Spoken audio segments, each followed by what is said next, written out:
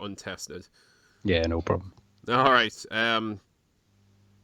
Hello. I was going to say welcome once again, but I haven't actually decided if this is going to be a continuation of one of the old titles or something completely different. So just hello. I'm going to go with MonoDrew still because I kind of like that name.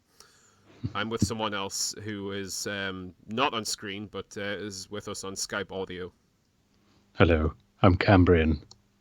We'll go with Cameron. Nope, that's a good one. I like that. I like that. Continuity and all that shit. Yeah, I'll stick with Cambrian for now. Yeah, this is actually the Until I first time forget. I'm on camera on one of these because it's not something we used to do, but someone recommended me OBS a while ago, so I'm trying it out. I would be on camera though. My for some reason lighting is atrocious. I look like an odd creeper, so I won't be for at least this episode. It's okay. I take off the lampshade in this room because this is my office slash workout room usually, but for some reason it's just got really poor fucking lighting. I usually put on like a lamp or two if I'm working in here at night. Hmm. Yeah. Well. So no, and also speaking of laptop issues, I'm also recording off a new laptop, so this has been fun trying out because my old one's just kind of crapping out. Yeah, I do need a new laptop as well. I've been looking actually. I'm eyeing up one of my other. I've got a lamp nearby. The Mm-hmm. only thing is, it's the clown balloon Yeah, that I got for my birthday, and I think that might just make things worse because it's bright red. I mean you could Uh, try it. I, no, there'll be a lot of shuffling about. Maybe next time. yeah, maybe next Look time. like a creepy While fool. I was screwing around with the visual settings on here before, I have like just a desk lamp, and I had it like pointing towards me. And I Yeah. was just so illuminated by it. It was like Frank on that episode of Always Sunny, where he's like got the makeup like a. He's trying not to look like a creeper, but he has like the really pale, bright makeup. It's kind of like that. Oh, that's a nice topic to start on, actually. I think it's very worth mentioning Always Sunny in Philadelphia is a firm favorite of mine at the moment in terms Absolutely. of It's TV. Yeah. honestly, I think it's one of the best shows ever made. Still, best comedies at least. Yeah, well, I was talking about this to my partner's not a fan, has never watched it, but mostly because I won't stop singing Dayman incessantly. But like the circle of friends that I do talk to about it, we were discussing comedy lately Mm-hmm. and how I don't know how many swears were allowed, but how shit it is. To be perfectly honest, like most comedy is awful lately. Until and we're struggling honestly to think when was the last great comedy. Was it actually Faulty Towers? Was it Father Ted? So you look in '90s. Honestly, the next best one's probably Sunny. Yeah, If you took out Sunny, yeah, if we're counting recently, I'm gonna say Sunny. yeah, Because there's other things shows I really like, but I think they kind of blend the line a little bit between comedy and drama, like BoJack, and yeah. there's other shows I watch, but they're kind of more dramas with touches of comedy in, or they're like a bit of a mix, but like pure comedy sort of sitcom thing. It's probably going to be Always Sunny for me. Yeah, definitely. I think I've fallen out with BoJack a little bit because the first two series definitely were incredible. Hmm. They were really good and not what I expected at all. I watched the first episode thinking it was just kind of a South Park thing, but with an animal protagonist, or human animal Yeah, hybrid. it And starts off it's poor, but it gets better yeah, very quick. it pulls you in. Like you say, the drama actually really works. And then by the end of it, I genuinely can't remember how it ends, and I feel I should probably give it I another go because it's not bad. I do remember how it ends. I've kind of mixed feeling on how it ends because it's not a particularly happy ending, and if Hmm. you do kind of like BoJack as a character, it can be kind of painful to watch because kind of all his demons really come back to the surface to drag him down, and I kind of Ah, and I've because just remembered. yeah, because I do like BoJack, I kind of didn't like that ending for a while. I've kind of Yeah, switched my mind a few times on it since, because although I don't enjoy it, I also kind of see that might have been the point of it all, and yeah, they are yeah, kind of conveying a message with that, because yeah. BoJack did some shitty things, and it might also be alluding to like people in the real world, obviously, who've done even like shittier things, especially in Hollywood. And Yeah. I don't know. I do wonder if part of the point is to kind of show that these people aren't like necessarily inhuman monsters. They are still people who've just done really shitty things, Yeah. and humanity is flawed. So just remember that. I don't know, something like that. Quite possibly. And I was hoping for a redemption, to be honest. Like throughout, you wanted to shake him, BoJack especially. I Yeah, can't believe we're going on about BoJack. I'm sorry, it's but fine. you did though. Like yeah, No, like you do, and there was times in the series where he was doing better, and like those were good times. But then mm, like a lot of people do in real life, they start getting dragged back down again. yeah. It's like a relative who's almost. I mean, this character is like a relative to yourself Mm. that you just want to do better. If they're struggling with like alcoholism or substance abuse or something, you kind of want what's best for them. Yeah, But ultimately, it's a hard journey, and sadly, he failed. It always reminds me a little bit of how I view Joker. mm. You know how it's going to end because it's called Joker, and he is the Joker. But throughout, you kind of don't want him to do what he ends up doing, which was inevitable. Yeah, It's yeah. such in my opinion, an amazing film as well. But I got a similar feeling. Let's say, No, I get that. I get that. Well, while we're talking like TV that we've both seen already, I'm just gonna show this. My DVDs of Black Sails have arrived. oh, excellent, nice. The reason I bought on DVD is because it looks like Amazon's taking them off, like after Mm. the years that they've been on there. So it is a show I've watched like at least twice already, all the way through, and I probably will watch again at some point in the future. And I like to keep physical media of the stuff I want. Yeah, Yeah, yeah, so do I if I can. I actually like DVDs. To yeah, me, and it seems oddly outdated almost. It's hmm like look, us as children growing up, looking at walls of bookshelves full of books. You think, well, why don't you just watch a DVD? I don't have books as well, but you know what I mean. yeah, yeah. Um, the younger generation now will look at you like, why have you got all these DVDs when you can download them? So I kind of like owning it, not renting it, Well, to be honest. I've got DVDs and books on one of my shelves in the living room, so. Yeah, same. Um, And plus, depending which way the wind turns, and considering like moral arbiters and the like, those streaming services might not always have those particular media on it. Exactly. Exactly. And obviously, with the world that changes, certain episodes on certain shows on certain platforms, which will remain nameless, hmm are being taken down. Even years ago, when I first got Netflix, I watched they had the Sarah Silverman program on the first two seasons. Or did they? Yeah, no, Oh, I hadn't seen it all at that time, and I didn't hmm. realize until I got the DVDs there was episodes missing. Yeah. Yeah. They started doing that with the likes of Community as well. Yeah, oh, yeah, I know the episode. Oh, and Sunny. Actually, I found out only recently For on my, similar issue. it must be sixth or seventh viewing of that whole show now, and the first time I've ever noticed that they've done it. Um, But yeah, that's kind of poo. That's why I like to own them. And if I could, I'd buy Sony, even though it's available and I've watched them so often. No, I might do the same, and yeah. Oh, good luck with that. The only one you can buy in the UK is Series 1. If I can get a Uh, decent American import, that's fine, because I do have like American DVDs, because I've got multi-region players. I've got all of yeah, like Third Rock from the Sun on American DVD, so that's all right. I love that show as well. I was trying to describe because my hair's starting to fall out. I'm getting old. It's amazing. And I kept describing my head as John Lithgow, John Lithgow or Lithgow I or think it's whatever his name Lithgow. is. I think it said Lithgow from what I remember from an Lithgow. interview. And I had to try and describe what that was like to my partner, and the photograph was not flattering in terms of hair. Well, Oh, that's why I'm shaved bald these days completely, because it kind of hides it. Plus, it makes me look kind of thuggish.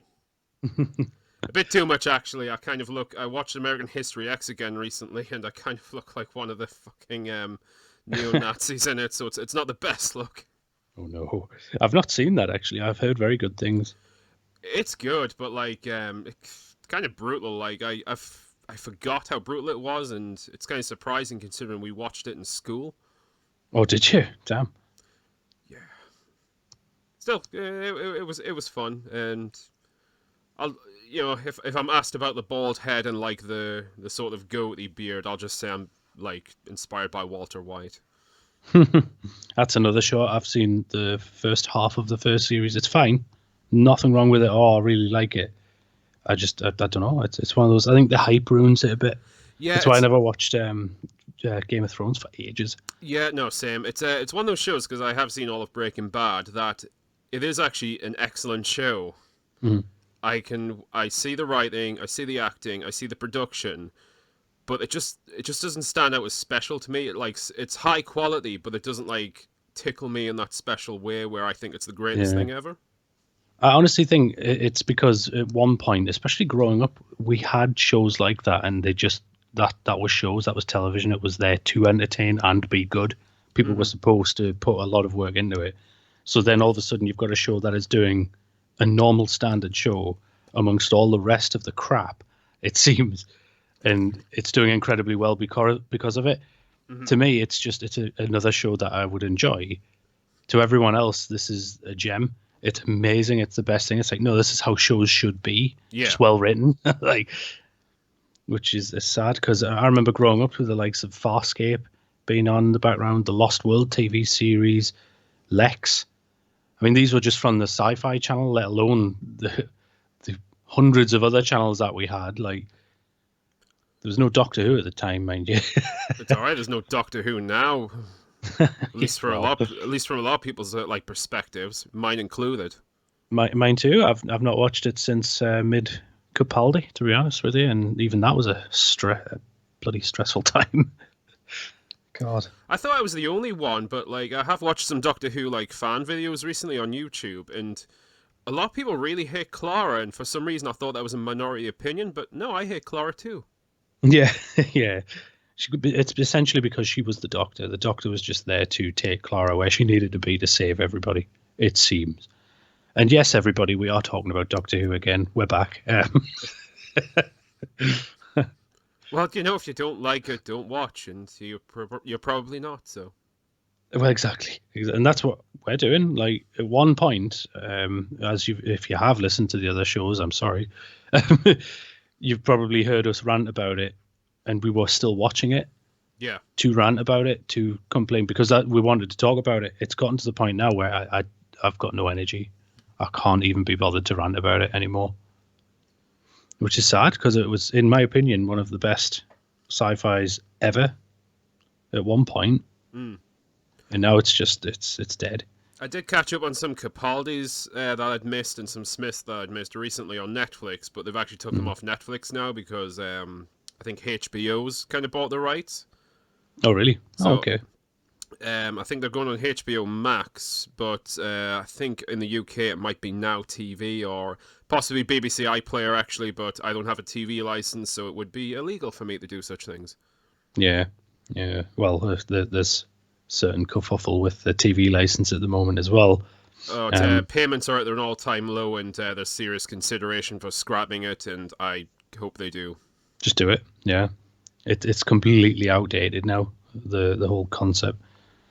But I would honestly, and I think I've said this in earlier shows, that I would prefer Farscape. I think as a whole now, Farscape has surpassed Doctor Who, in my opinion, alone probably, because there is less crap with Farscape than there is now with Doctor Who, because the scales have tipped too far now.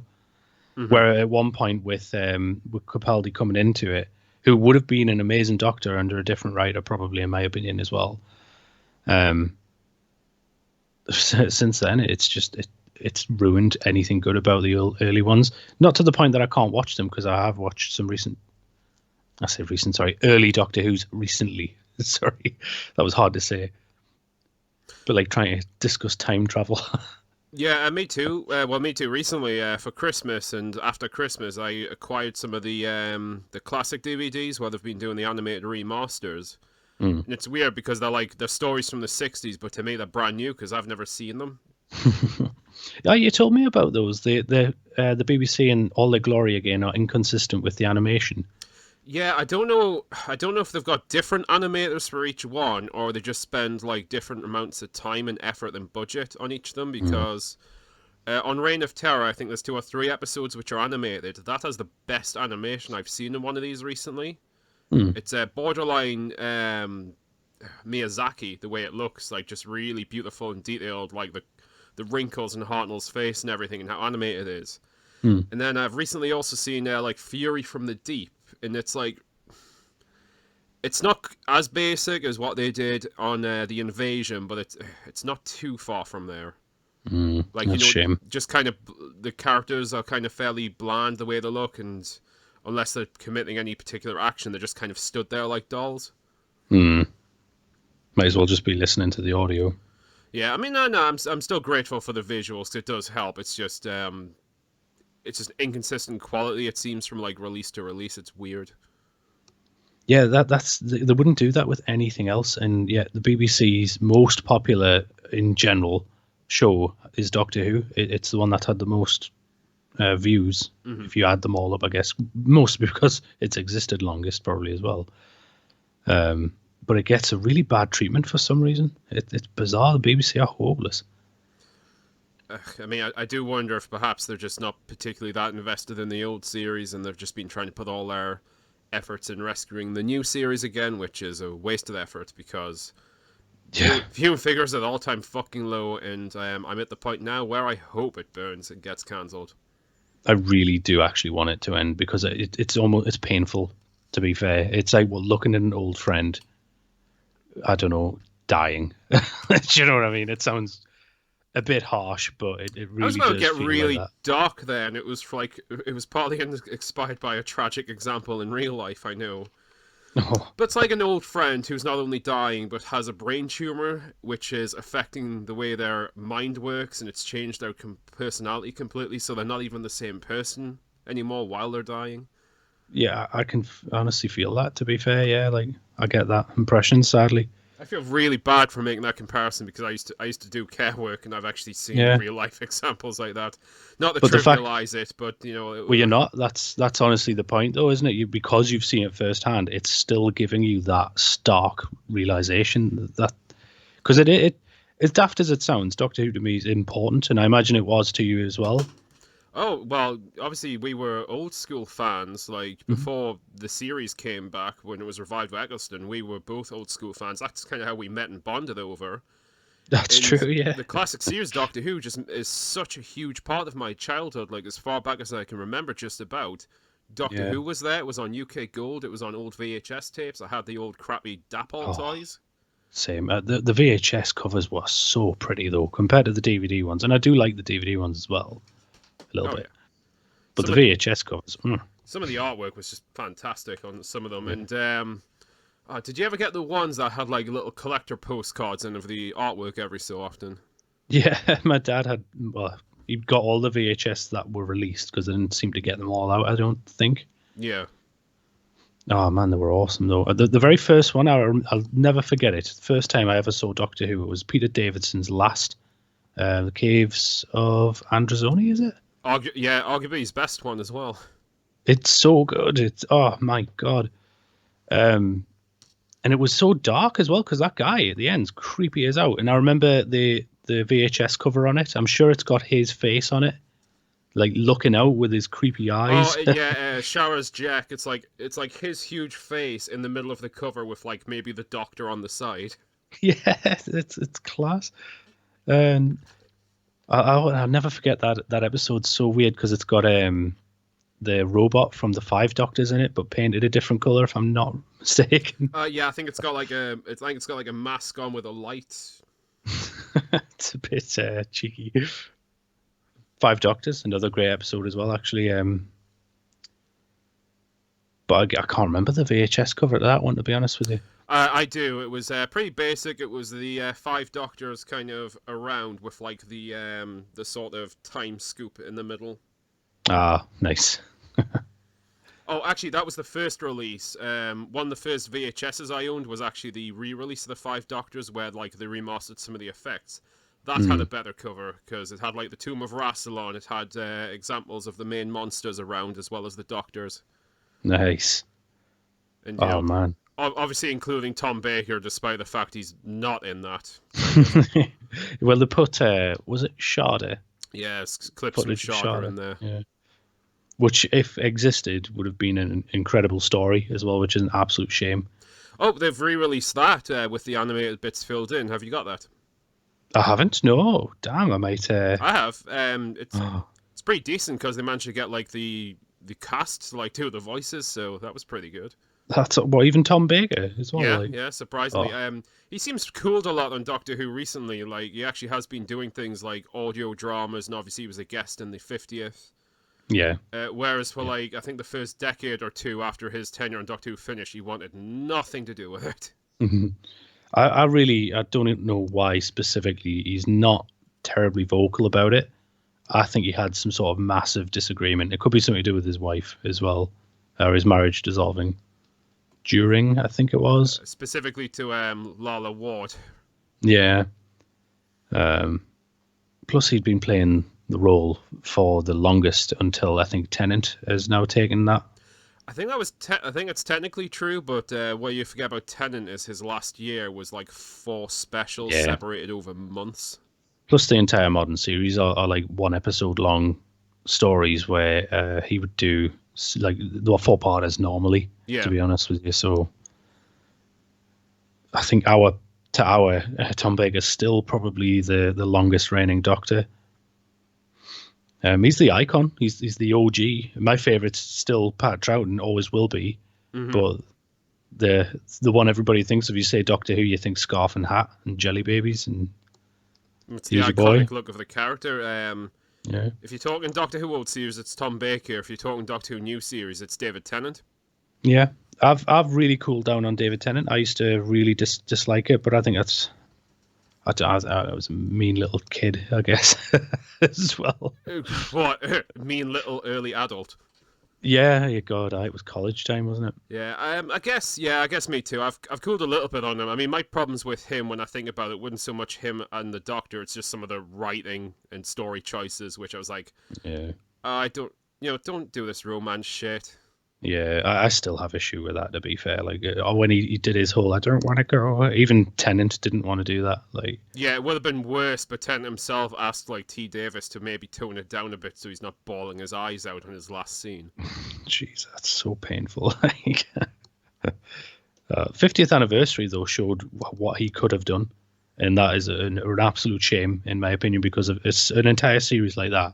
David Tennant would have been in my top probably. If I just had to keep one episode from the modern series, it would be that 50th, because that's actually just a fucking fantastic story. Yeah, and I feel like that's what Moffat should always do, is just a one-off special. You should have never have had the helm. You ruined it otherwise, in my opinion. Plus, they got John Hurt. Honest to God, that is the coolest thing. Like, I love Pat Troughton is my favorite Doctor, but if John Hurt got more than 1 episode, I'm sorry, Troughton. Like, my God, he would have taken that title. It's tragic that he's dead, of course, but it's also a shame we didn't get to see more of him. He kept it very quiet as well as his illness as well, which is fair. I mean, well within his rights to do so. But I think I've mentioned a few times to yourself, especially, I'll never forget that time I was out with a mutual friend of ours at the London Film Comic Con. It's Captain Steampunk. Who still won't talk to me, but anyway, he was taking photos of it was cosplayers or something, and I was like, I wanted to meet John Hurt. Oh, we'll be fine, we'll be able to still see him. No, it's John Hurt, there's gonna be queues. No, I'm just to get these pictures. And then we met someone from a low because that's cool.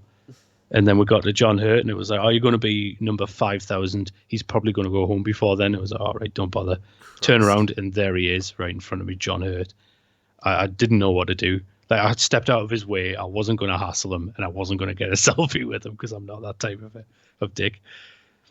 But it was nice to see him. Magical. God, man. Like, forget even the lockdown. Even before lockdowns happened, I hadn't been to a con in ages.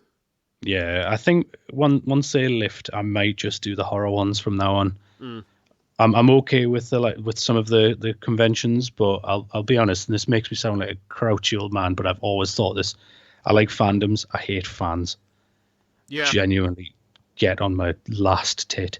Like I just, the way they go on, the way they think I'm their friends and want a free hug. I'm gonna hate you. Just get out of my way. I guess it just depends on the guests, I suppose. Like who's going to be at the next con. It would have to be someone pretty spectacular to sort of Yeah, make me want to maybe go and visit them. It's kind of funny recently because I say recently, it was a few months back. I started watching the Rocky movies with my partner who hadn't seen them. nice. We only got with three. I kind of don't want to. I don't want them to watch four because they do really like Apollo Creed, and so do I, and we all know what happens in four. Oh, But mind, I think three's the best one. no, I think three is the best one as well. It's a personal favorite. It might not be objectively the best one, but Yeah. it's the one I've probably seen the most.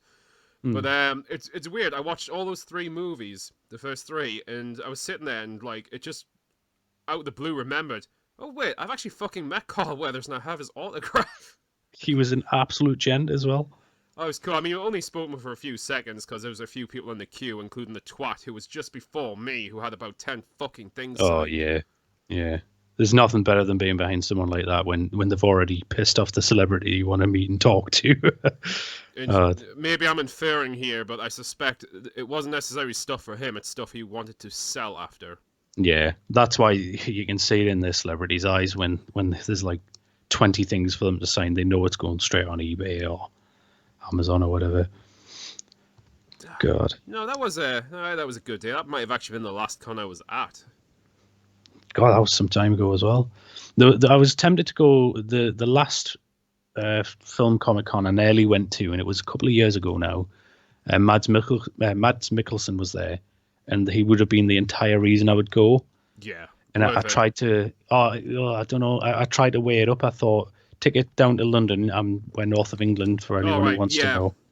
Okay, Uh, if it's London, then maybe not. If it was the north, I would have. yeah, it's like hotel room. Con tickets themselves were 180 quid, 120 quid or something stupid. It's like for Mads, I could probably eBay it cheaper, which sounds horrible. Yeah.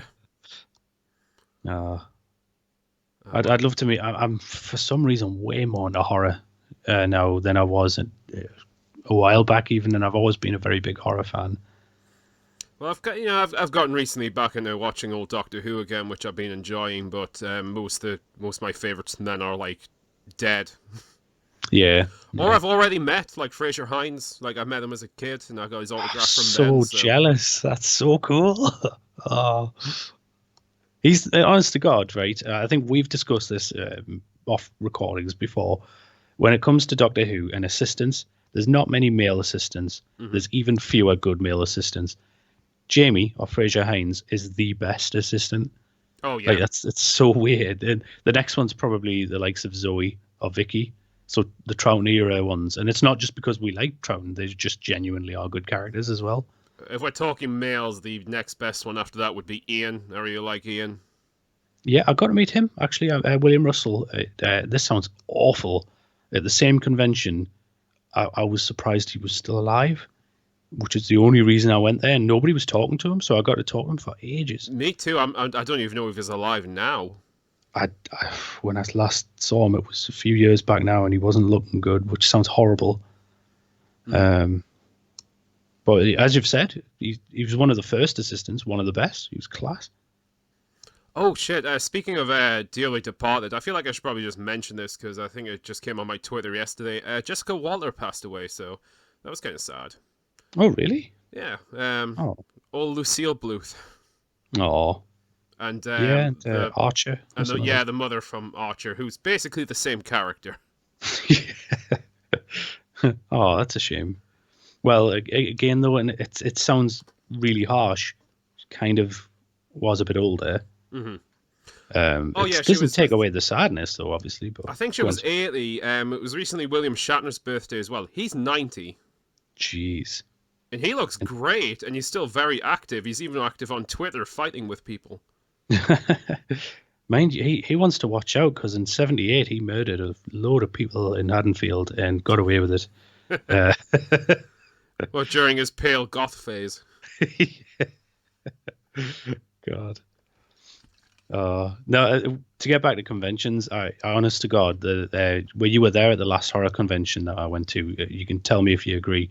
Horror fans are way better than just general geeky fans or comic fans. It's a bit more niche, and I don't mean to sound like a pretentious dickhead there, but I Mm, tend to find they tend to be a bit more passionate and a lot more knowledgeable of what they're doing. It's less of a trendy thing yeah, to like jump exactly. in. Yeah, and they're not. It sounds horrible that they're not creepy, which is odd for a horror convention thing. They're there to have fun. They're there, as you say, they've got a specialist or niche sort of like or Hmm. passion. They're not sitting there talking to themselves and fucking wanting to hug you all the time and dressing up as Deadpool to touch your dick. It's like, if you come near me, man, I'm going to actually kill you. Stop it. True story, that as well. Fucking Deadpools will walk around grabbing people's tits and dicks. It's like, anywhere else you'd go to prison. Stop it. God, I swear fandoms are getting worse, but I think it's just because the internet and certain groups just enables the weird people in their Mm. little kinks and things.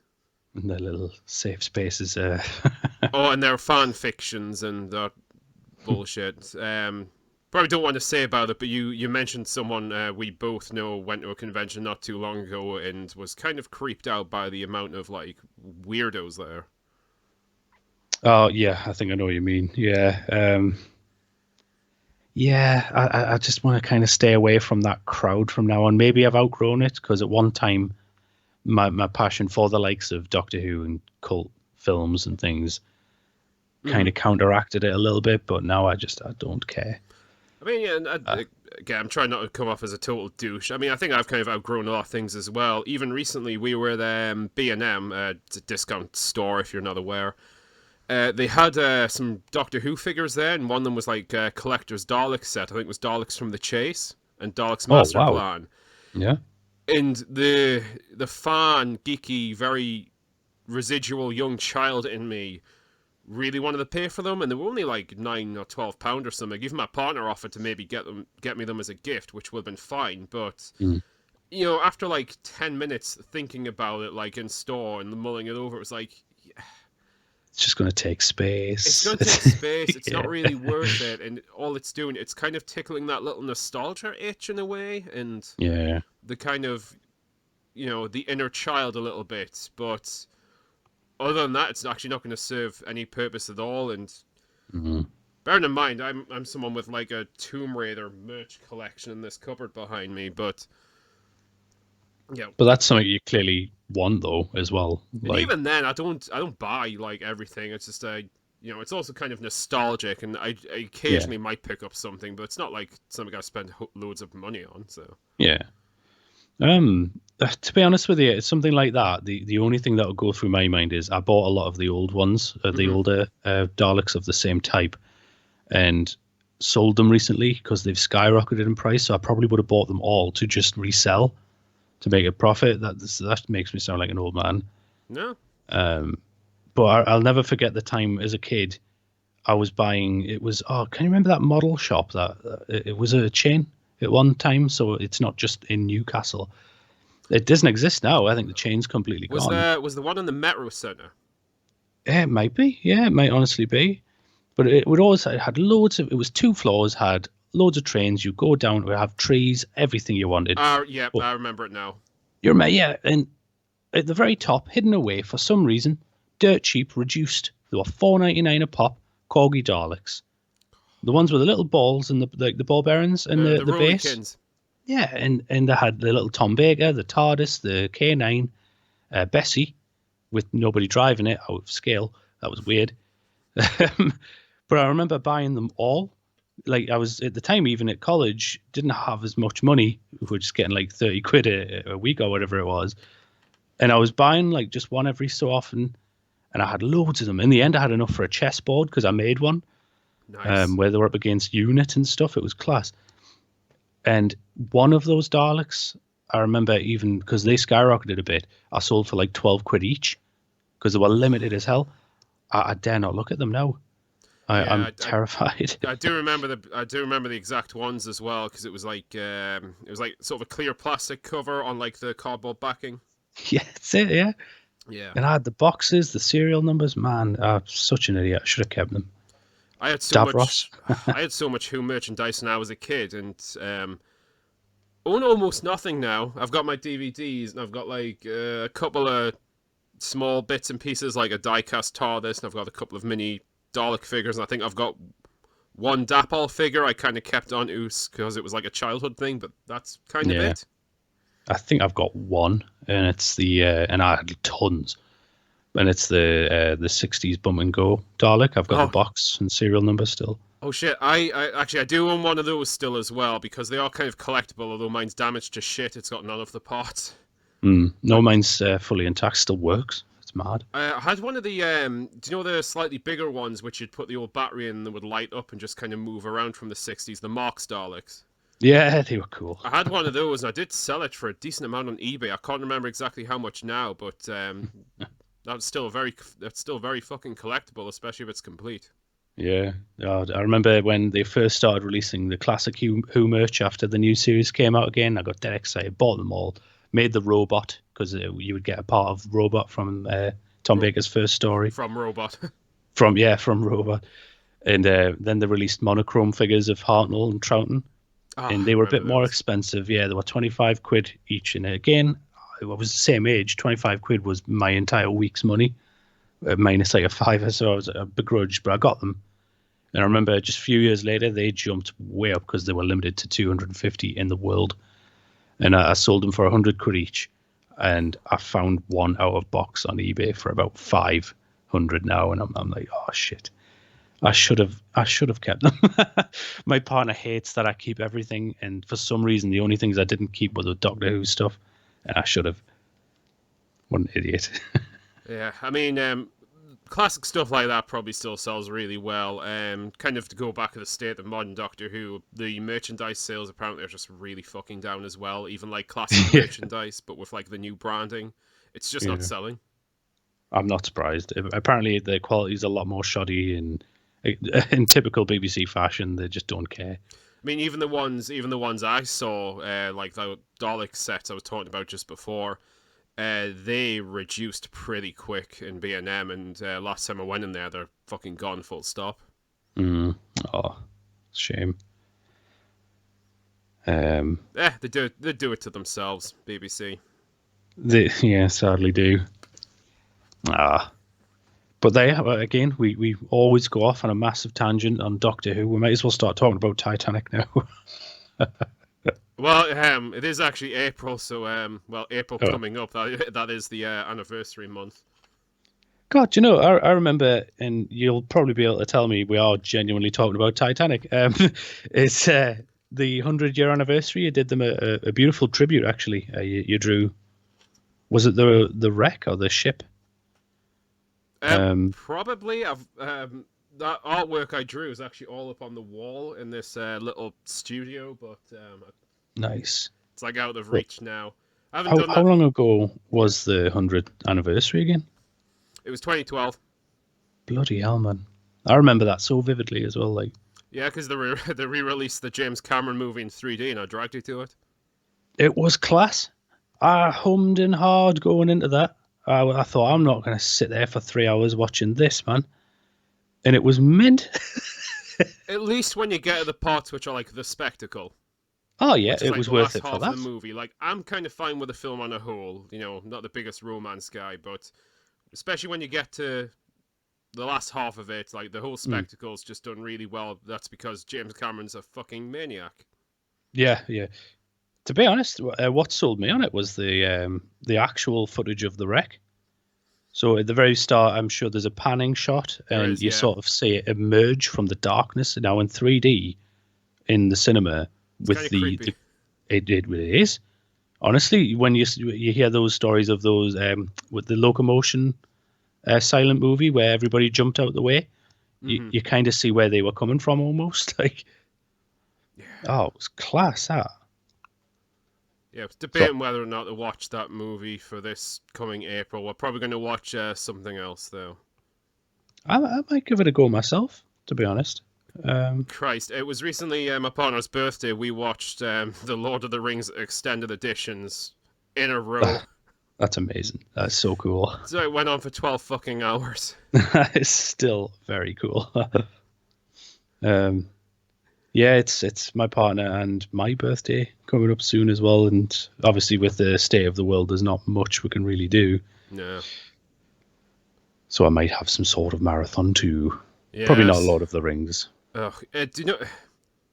I like Lord of the Rings. Honestly, though, by the time it finished, it was getting to be a bit of a chore. And plus, I'd spent the whole few days before then preparing food. So, like, I baked a cake and got a load of junk food together. And eating that all day probably just didn't like help my spirits either. And it's weird because by the time the movie finished, it genuinely felt like you'd been on a fucking journey because starting to watch the first one felt like it was days ago by that point. Jeez, I was going to say, are they about 4 hours a pop? Or? The extended editions are about 4 hours a pop. Damn. So 12 hours. Yeah, 12 hours. Yeah, we finished at like 11 at night. Damn. And then we were both a bit drunk. Partner gets especially drunk, to be honest, when they don't drink often, but when they drink, they usually go a bit hard. So while they were drinking and talking, and we were both talking, but I had Spartacus playing on the background. Nice. Blood raining down. Well, it was kill them all as well. So. Oh, nice. I had it on mute because I kind of just watch it without like having to listen to it, but I think I did watch it again the day after, like with full volume, just because I couldn't quite remember it because I was a bit tipsy myself. I think that episode's probably one of my favorite episodes of anything in recent years. Oh, definitely. I've been going through a bit of a Spartacus rewatch recently. I just finished Gods again.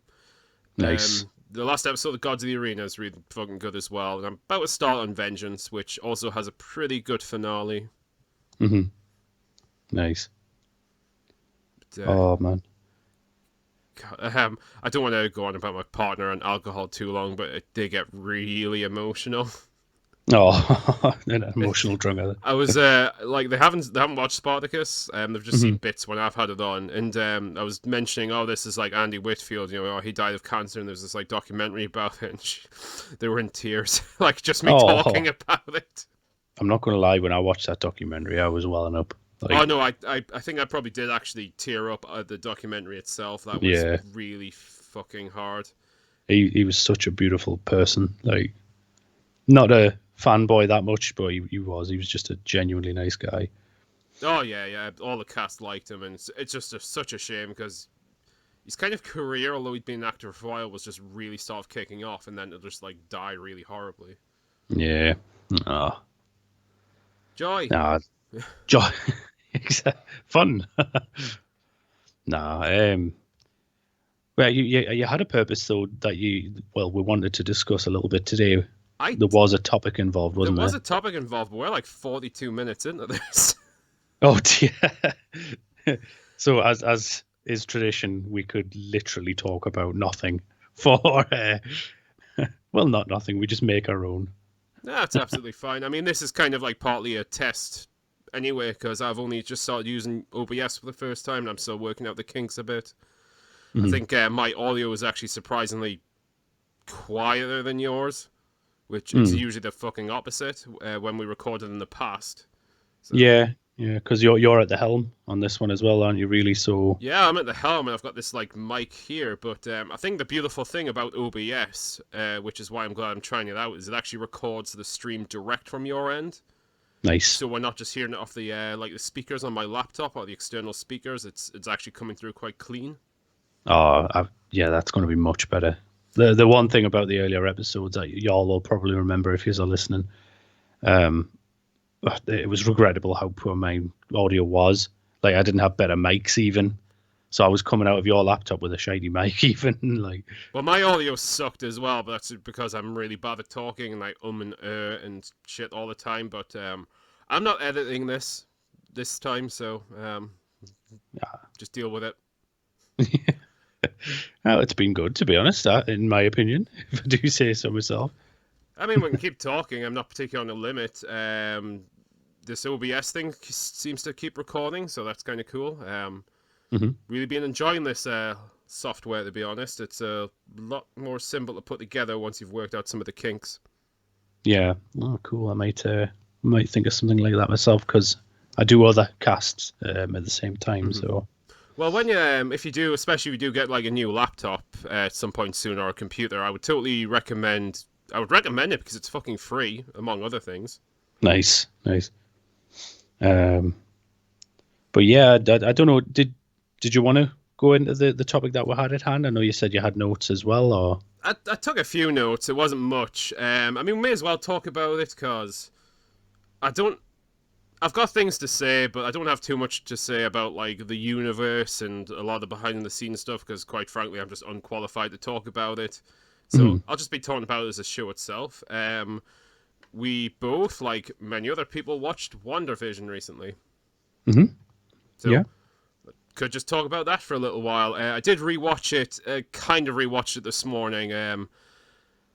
Kind of fast forwarded through it, just to sort of remind myself what happened on each episode. Paused, watched a few parts, and made a few notes just the way the plot develops. My biggest take from watching it this morning is Disney Plus absolutely sucks as a streaming service. It constantly fucking freezes and never seems to fucking like stay on the same thing if you go off and then go back into it. I've noticed when you're watching something as well, when it says go to next episode, a lot of the time it will just go to the beginning of the episode you're watching. Yeah, that's the most irritating thing in the world. Yeah, say what you will about like Amazon and Netflix, they run a lot smoother. Oh yeah. And they're automatic. If you're watching an episode of something on either of those other streaming services, it'll just continue until you say otherwise. I mean, I think with Netflix it might play maybe 4 episodes uninterrupted, and then it'll ask you if you want to continue playing. Yeah, it's like, don't judge me. Yeah. But yeah, with Disney as well, you think, come on, man, you've got the money.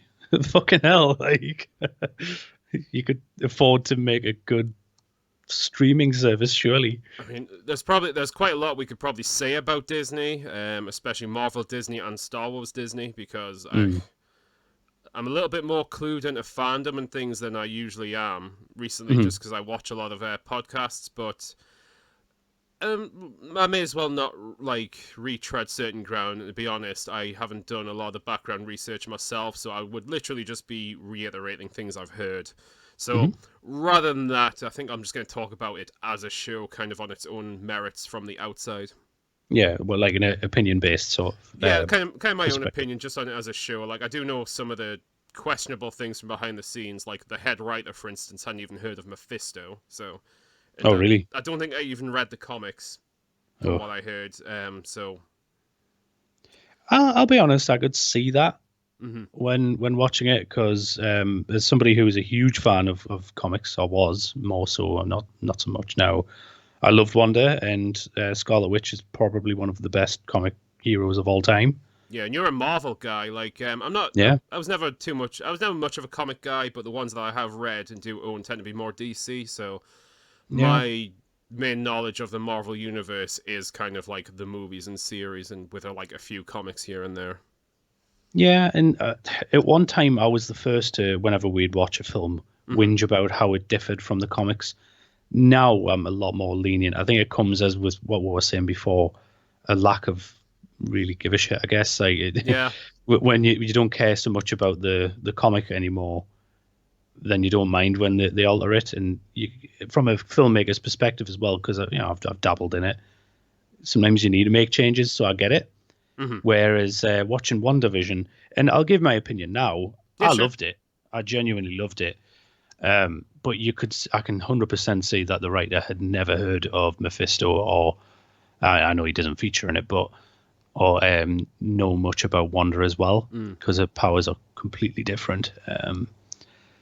It's kind of odd. I think what I wanted to start off is I absolutely loved and used to watch religiously Bewitched. Yes. So it sold me straight away. Especially the first 2 episodes, like it really has the Bewitched vibe to it. I know this. Yeah.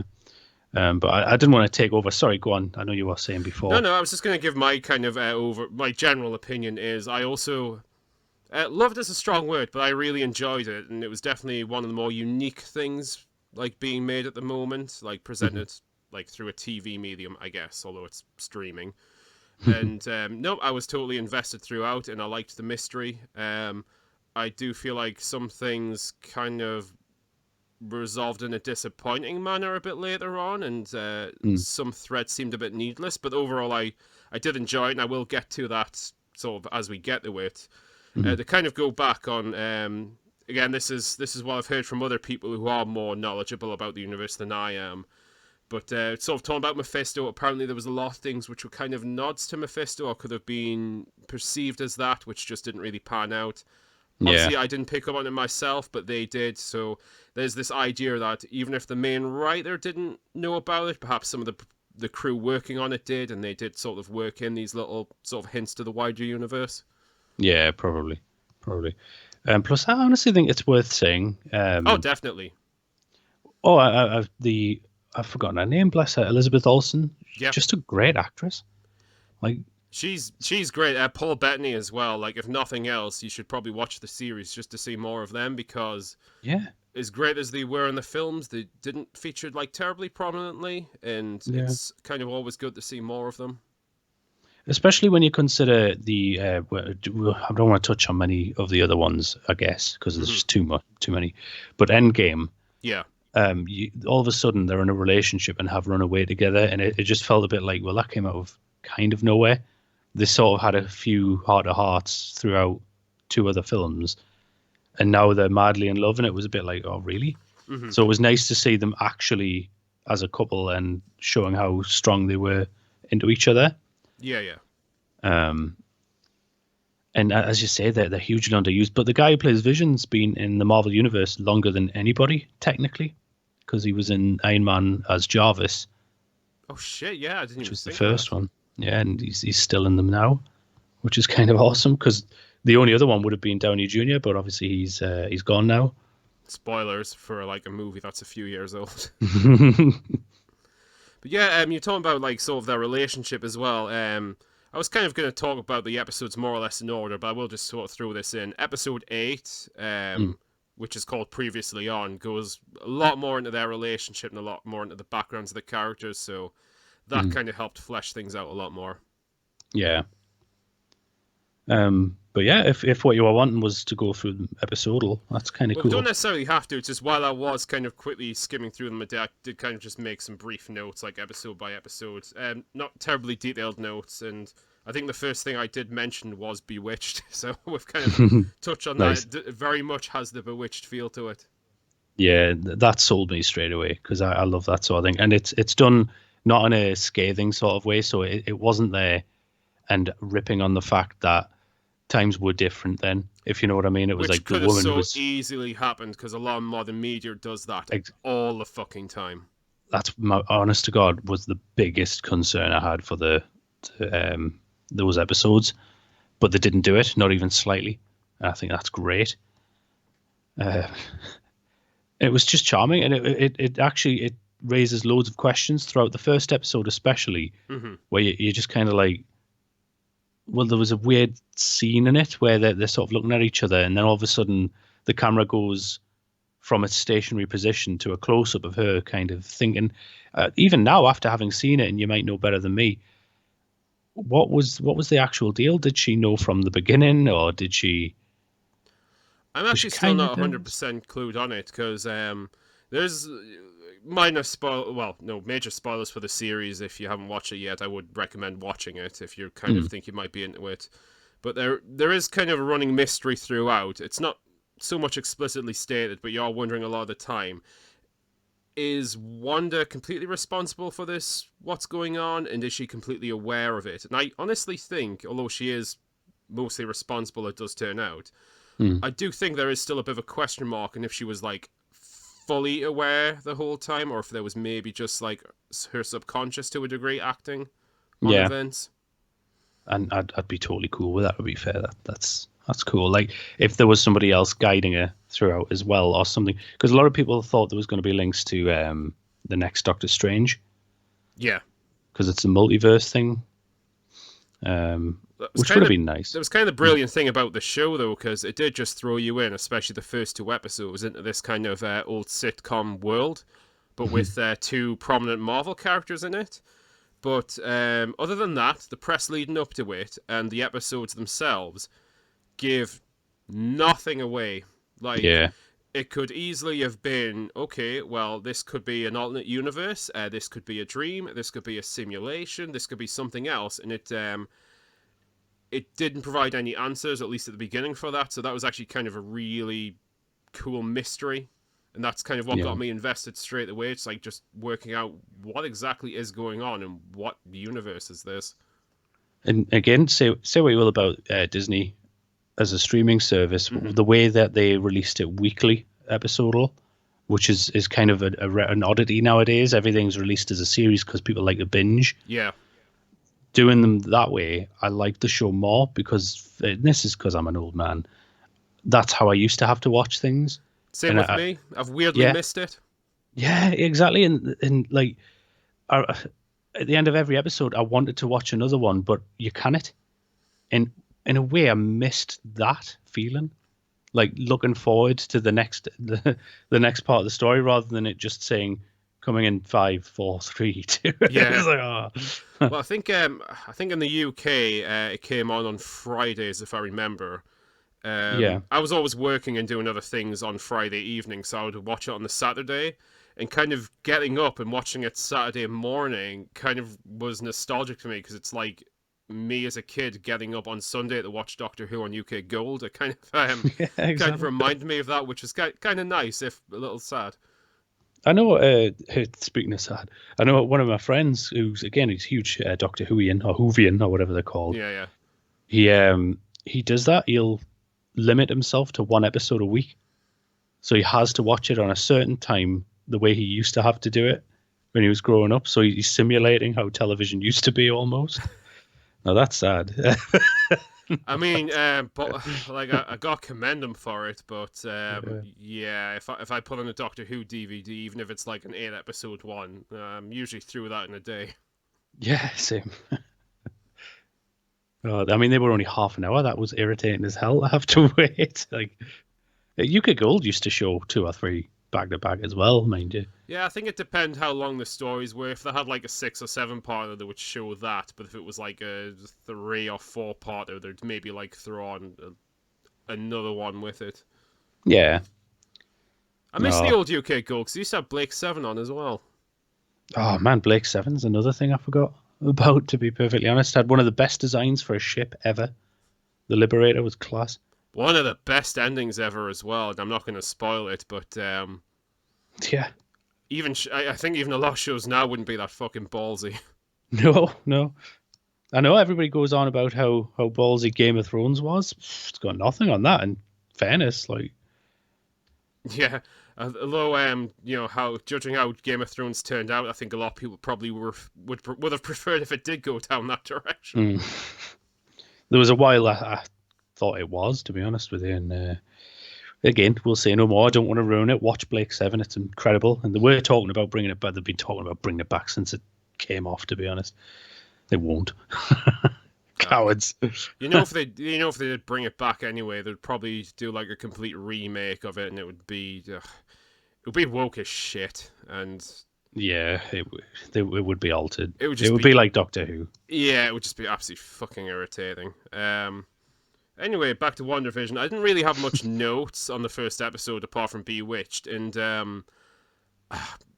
this was something I feel might have been a bit of a red herring and did feel a little unsatisfying at the end, as they had like a lot of mock TV ads Oh in yeah, most of the episodes. yeah. The first one, for instance, it was like this toast machine or something, toast made by Stark Industries, Yeah. and you had that, and like skipping ahead, you also had like a watch ad which had like a Hydra logo on it, Yeah. which obviously also fed an idea as well. Maybe this is some kind of like Hydra experiment or something like that. But to spoil it, the ads kind of don't go anywhere, and it's still actually kind of confusing how they fit in the universe because Yeah. Did Wanda just make them, I guess? Yeah, they ultimately don't seem to lead anywhere, so that's one of the kind of threads I thought was sort of disappointing. Actually, yeah. Now you've mentioned it, that's starting to bug me. Like, Yeah, because she's not doing it for anybody else other than herself. She's not making a television program for somebody else to watch. So when that happens, is everybody there stood still and she's beaming this to her own eyes? hmm It makes no sense. So yeah, they had so they had I'll just run through the ads for each episode because I don't have to like necessarily split this up. First one, they had the little toast machine. Mm. Episode 2, they had the watch, which had the little Hydra thing on it. Mm. Episode 3 had Hydra soak, like bath soap.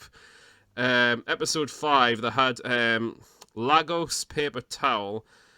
Something tells me that might be a reference to something in the Marvel universe, but again, I'm not terribly familiar with it, so I'm not sure what that is either, to be honest. no Yeah. idea. And probably there might have been something else, but I don't think I wrote it down. Oh yeah, there was something called Nexus.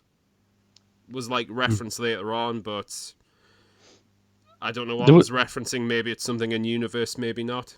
Yeah, one of the ads I remember being kind of creepy, which was where they're stuck on a desert island or something. That one was fucking great, and I think that one actually does. You could argue might have some narrative. It reflects something in the narrative for that episode. Yeah, but it was again. We'll get to it because it's the episode specific. It's about as well. It reminded me of adverts I've seen at that time, which was kind of cool. Well, yeah, that was the cool thing because not only like some of the not only the episodes themselves reflected like sitcoms of the time period, so did the ads. Yeah, it was that one was very sort of 90s radical kind of thing. Yeah. Radical. Yeah, so yep, episode 1. I guess this could say what the sitcom plot was. Wanda and Vision have just moved to this place. There's absolutely no reference to where they came before or like what's going on exactly. It's just Wanda, the magical being, and Vision, the weird living machine guy, just moved into a neighborhood and are hiding their powers, and it's in the 50s for some reason. And Vision's invited his boss to dinner, and Wanda thought it was an anniversary, and hijinks ensue, and yep, ultimately very cool. And first episode, we're introduced to a character called Agnes, who is a recurring character and will become very important later on. And I forget what her name in the in-show universe but was Monica Rambeau, was she in the first episode? She might have been, but I think it might have been very briefly. I might have skipped over it this morning.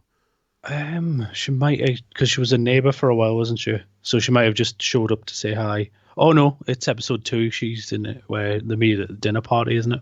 Yeah, may as well just go straight into that. I think episode 2 is it was the magic show one. Yeah. Which I'm assuming kind of is more a 60s style comedy, though it's still in monochrome and it's more or less very kind of the same feel to it. Like I Dream of Jeannie. Almost. Yo, very much. God, I used to watch those shows as well when I was a kid, which is weird because they were outdated even when we were children. Yeah.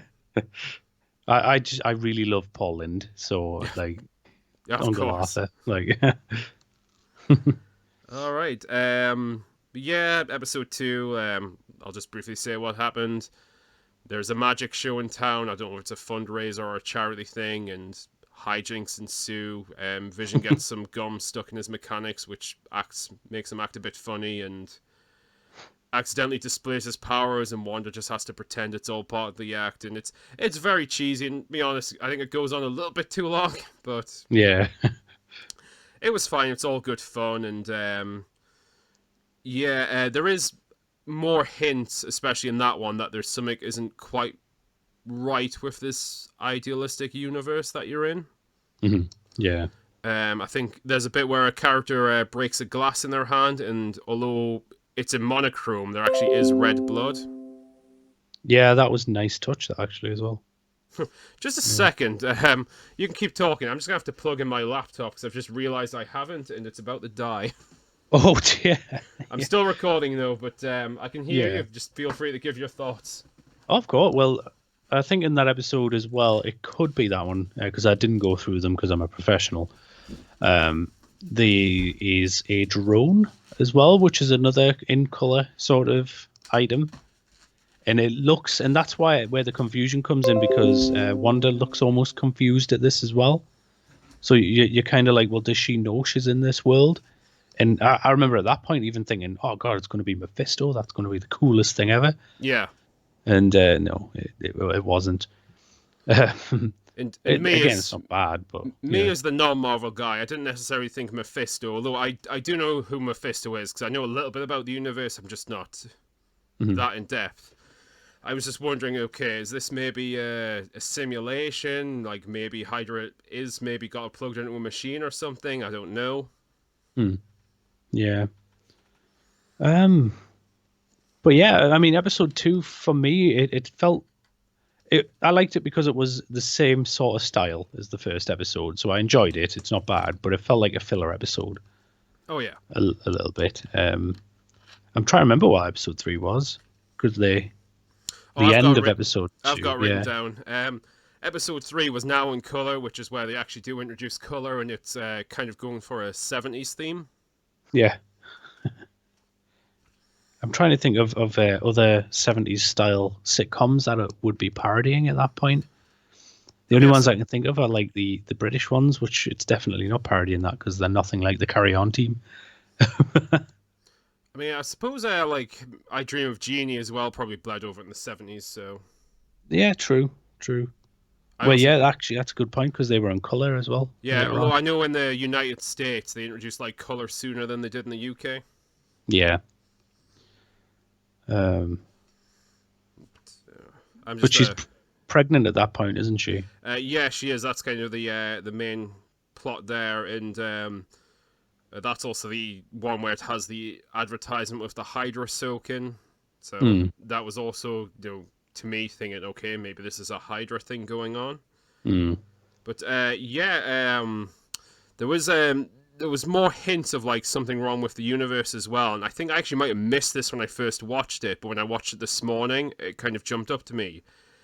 It's just a few seconds, like blinking you miss it, but there's a bit where Vision's getting like really suspicious about it, and he's about to ask Wanda something, and then without like fanfare or notice at all, it's like the stream, like the TV glitches, and then it's like a few seconds earlier, and the line of questioning's been changed. Oh no, I didn't notice that. I don't remember picking up on that when I first watched it, but I did like this morning when I rewatched that bit, and I thought that was like really fucking neat because it really was like a blink and you can miss it thing, but when you do notice it, it does like add like a layer of like just sinister to everything. Yeah. Sorry, I have to keep going away from the mic to burp because I'm actually chugging a really big. I'm chugging a big bottle of cider while I'm here. Oh dear. That's fine. I mean, it's probably better than recording it, unless it's a 10. Get that on recording. Don't be silly now. Yeah, I'm trying to remember what else. Yeah, that was the. I think color was introduced at the very end of episode 2, but this was the first full episode in color, and Monica Rambeau really kind of is more prominent in this episode, and Wanda's mysteriously pregnant, pregnant very quick, in fact, as she gives birth, I think, within the space of a day from like realizing she's pregnant. Yeah. Which Yeah. hijinks. And I think there's a bit with a stalk which was painted on the wall, which suddenly comes to life because of her powers. Oh, that's right. Yeah. I know people who really hate it. Well, I don't know them, but like people online really kind of hated that. Don't know why. That episode, or I was still kind of invested. I don't know. I don't know if they were just people who were just expecting something else from the show, whereas kind of on episode 1, I kind of knew what the feeling was, so it didn't bother me. But no, it seemed. I saw loads of mixed reviews. Yeah, to be honest, I think what I liked about it, which was having to watch it once a week, is what a lot of people hated. That it was raising questions and not answering them right away, so people were getting frustrated. Oh, you young folks today. Yeah, there's nothing wrong with savoring it. Try to think what else. Oh yes, something that something else that happened as well. I forgot what the context was. I think it might have been at some point the aspect ratio changes as well, which I probably didn't notice at the time because I might not have been paying full attention. Hmm. I wrote it down here. I can't remember. It's when Monica mentions Pietro, Oh yeah, or yeah, it might have been when she was like suddenly like evicted from that reality. Let's say the aspect ratio changes as well, and that was kind of really interesting. yeah.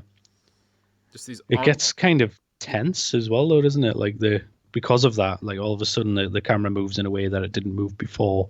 As you say, the aspect ratio changes as well. Hmm. Yeah, I kind of like that. I think that Yeah, must have been it, and it's just weird little editing tricks, a bit like the glitch earlier on in episode 2, which is like unconventional, but just kind of put you on edge a little bit because it just feeds into the narrative of what's going on. It's like, what the fuck's happening? yeah. It's quite jarring. Yeah, Yeah. but yeah, it's supposed to be a happy sitcom world, but then Monica mentions obviously Pietro, her brother Quicksilver, who was like killed in Age of Ultron, and the Hmm. mood just switches and it's very tense. And then the next scene, she's just disappeared, Yeah. and you don't know what happened to her until the next episode, at least. Trying to think if Yeah. there's anything else to really say about episode 3. I know I'm kind of going through them really quick, but I'm not an expert and I've not exactly done much research. All I've done is kind of just rewatch them a little bit and just take some notes. Yeah. So it's kind of like a fan's perspective, though, at least, isn't it? Which Yeah, is yeah. probably better. To be fair, I tend not to like looking at critic reviews, as it were. And even some fans, I mean, I know some of the people who really hate it are actually like, some of them are like diehard Marvel people. Hmm. But I think it's because they like disagreed with some of the creative decisions and maybe some of the red herrings that didn't pan out. Like it's just frustrated them, which I kind of understand because even from my like limited knowledge of it, I was kind of maybe expecting to go in one way, and I think they may have missed some opportunities or just didn't handle some things correctly. But we'll get to that. God. Can you remember when programs would be made and you'd either watch them and enjoy them or not watch them because it's not your thing? Now, if you watch something and it doesn't go the way you want it to, you've got to throw a tantrum on the internet. God, well, not to go too far Oh, off it, there's a petition at the moment to stop a game being released because it was based on an event in the Iraq War. oh God. Like, whatever happened to just don't fucking buy it then, you baby? Yeah. I mean, how many games came out in the 90s that were set in World War Two or in like even the Vietnam War? Yeah, Like, or conflicts. I don't know if that was quite a war. It was. Like, people were still alive who were fighting that war, probably enjoying the game at that time. Like, Christ, that's a whole other thing. that's yeah, the But yeah, since world. you're the Marvel guy, like, feel free to just say what you want about all this because you know more about what might be going on and what's with the characters than I do.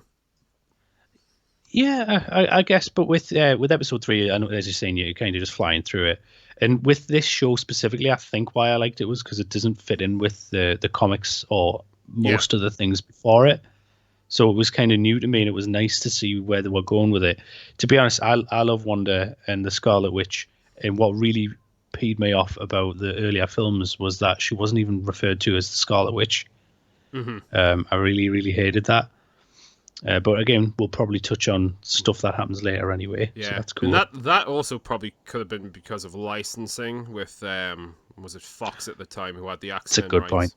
That is actually an incredibly good point. Never thought of even. So there you go. But now they've been, they've been absorbed by the Disney monolith themselves. So They can buy literally everything, but their streaming service is just shoddy. still shite.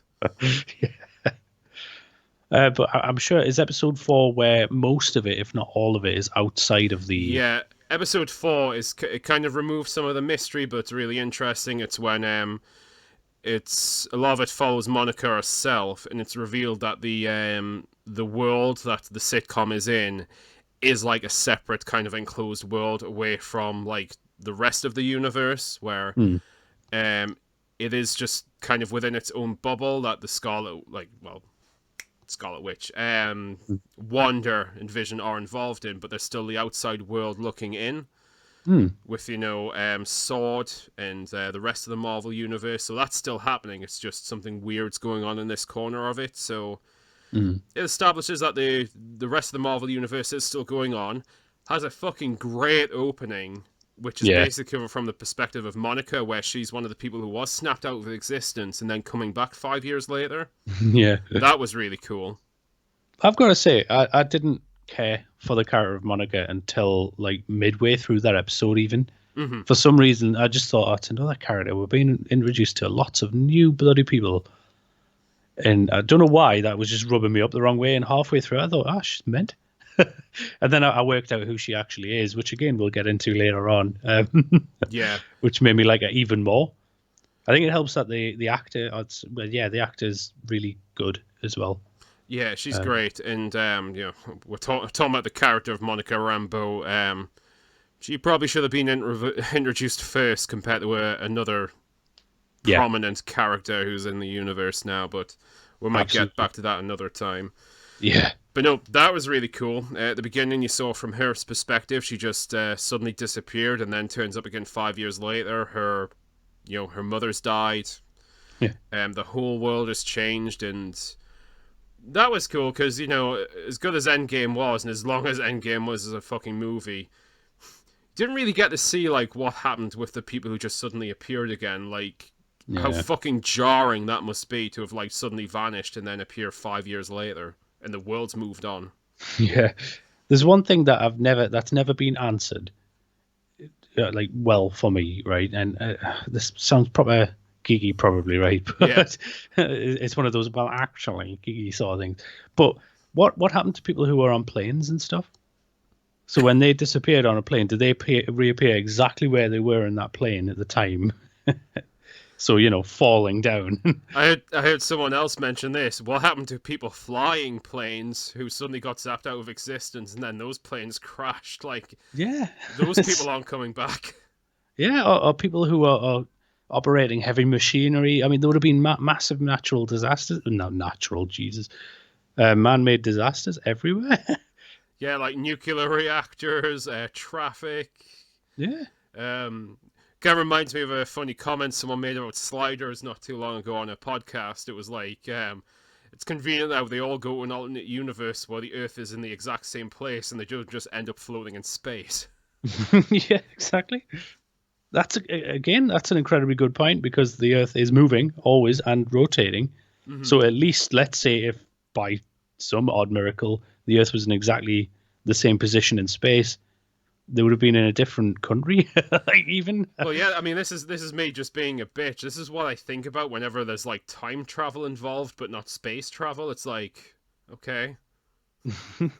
But besides the point, I really liked this episode. I think the episode's called We Interrupt This Program, and it's purely from the perspective of the outside world and specifically following Monica around. Is it this one that shows the first 3 episodes again happening, but from other people's perspectives? Yeah, because they introduce a few more characters, and they reintroduce Darcy into the universe. Kat Dennings' character, the really irritating one from the Thor movies. Yeah, but, and that fella from Ant-Man 2, which I only saw recently. Right, I actually haven't seen that, so that's probably skipped right over my head. Yeah, the other guy who appears, the Asian fella. Oh, the FBI guy, James. Yeah, who, honest to God, I like Ant-Man. I like Paul Rudd. I just don't think his film, the first one, it's fine. It's just one of those, it's like it exists. So when I came around, because I was watching them all in order, sorry to go on another tangent. No. And I finally got, and I got to Ant-Man 2, and I was just like, all right, I'll sit through this before I get to the Thor. I loved it. It was class. Ant-Man 2 is well worth watching, and he's in that, and he's really good in it. I might watch it again, because I've always liked Paul Rudd anyway. I find he's just very likable, or he just plays likable characters a lot. Yeah. But yeah, good episode. Glad they appeared. Kat Dennings, as you say, her character is very... She's just kind of exhausting. irritating and just snarky, but not in like the entertaining way like some snarky characters are. She's just kind of a bitch. Yeah, like there's nothing useful ever coming out of her mouth. She's the type of person who a bridge is about to fall. She'll tell you we shouldn't have been here, or it's like, oh really, oh fucking Captain Hindsight. Yeah, but there's cool stuff here, and I think it shows Monica Rambeau actually going into the mysterious place as well, because as I said, it's kind of the town that wanders in is like in its own separate little universe. It's like a bubble with like a barrier across it, which is keeping like people out Mm. and the people inside in within this weird reality that's been created. Mm. And Monica somehow just goes in. There's an odd little line actually where I think it might be James, the FBI guy, or maybe a cop says that it feels wrong to go down the road towards the town, so no one does. Yet for some reason, Monica does. Mm. You know, maybe that's just the kind of character she is. Well, obviously it is. It's the way she's written. But yeah, she forces her way into the barrier, and that's kind of how she does show up in those episodes. Yeah. Yeah. So yeah, I'm guessing she probably wasn't in the first episode because that was still playing. But then I think she got in there, and then in episode 2 she's in it because it kind of flashes back to it. Yeah. When they meet at that little dinner party to talk about doing the fundraiser or something. Yeah, and then there's just more indications that like reality inside the sort of show universe, like the sitcom universe, is starting to crack a little bit again. Mm. But no, that was really cool. It got me thinking though, because it did sort of show the perspective of someone who was snapped and came back. Mm. I get why Tony Stark did it, because time had passed. He'd had a child and a family, so he didn't want to go back in time and risk that. Yeah. Kind of a dick, though. Yeah. Kind of making everyone come back 5 years later, because, you know, at that point, some people might have moved on, formed their own relationships. I haven't seen Far From Home yet, so I don't know if that even comes up as a plot point, but A little bit. Yeah. Not to a good level, I think is probably the best way. It's just sort of scathed over, like everybody's cool with it. yeah, because if anything, you know, Thanos wanted to wipe out half the population because the universe is overpopulated, and his perspective, it was altruistic. Mm-hmm. If anything, after 5 years, people have probably started having babies again, so the population is probably going to be even worse in the universe now that they have come back. Exactly. But anyway, that was just a stupid thought I had. I guess Trying to think what the next one is even. it was called on a very special episode, and it was in the theme of an 80s sitcom, which is appropriate because a lot of 80s family sitcoms did have their very special episodes where they talk about serious issues like, drugs and child molestation and, be aware of strangers, that sort of thing. Mm-hmm. Mm-hmm. So like the Cosby Show and yeah, that's especially bad in hindsight. Good point. Yeah, Roseanne. We'll go with that. That was more 90s, but yeah, very similar. Yeah. But yeah. So the twins who were babies in the previous episode have like become mysteriously older, and there's more talk about Pietro in it, which is kind of interesting. And the I think the what was it? I think the very special episode sort of theme in this one was the young twins, like Wandavision children, have a puppy, and the puppy dies towards the end, and it's all heartfelt and sad, and it's like a message episode, and I think that's probably what they were referencing when it comes to that. Yeah. Not too much else happens, but there is one point where Sword are again trying to sort of get into the little bubble world to see what's going on, and this time it actually causes Wanda to confront them. She actually leaves the barrier itself, and that's actually a really fucking awesome scene. Yeah. where Wanda has basically all the sights from the guns on her from the sword agents, yet there's just no question at all she's the one in charge, and she's Yeah. kind of scary. Yeah. Oh, Elizabeth, again, she's just a good actress. She carries it. Yeah. She's great in it, and again, if you like the if you liked her in the Marvel movies, you should definitely watch this show if you haven't already, because it gives you more of her, and she's just really good in it. Mm-hmm. Yeah, that scene actually reminded me a little bit of the first X-Men film where the Magneto walks out and the police are waiting for him. Yeah. But he just turns the guns back on them, which I thought it's a great shot. The movie's okay; it's not amazing, Mm-hmm. but it was just nice to see Wanda do that as well. yeah. Actually, yeah, she does pretty much the exact same thing. But Yeah. that was really cool. And fuck, I can't remember what else happened. Oh yeah, probably the biggest plot point, the biggest twist, actually happens in this episode towards the end.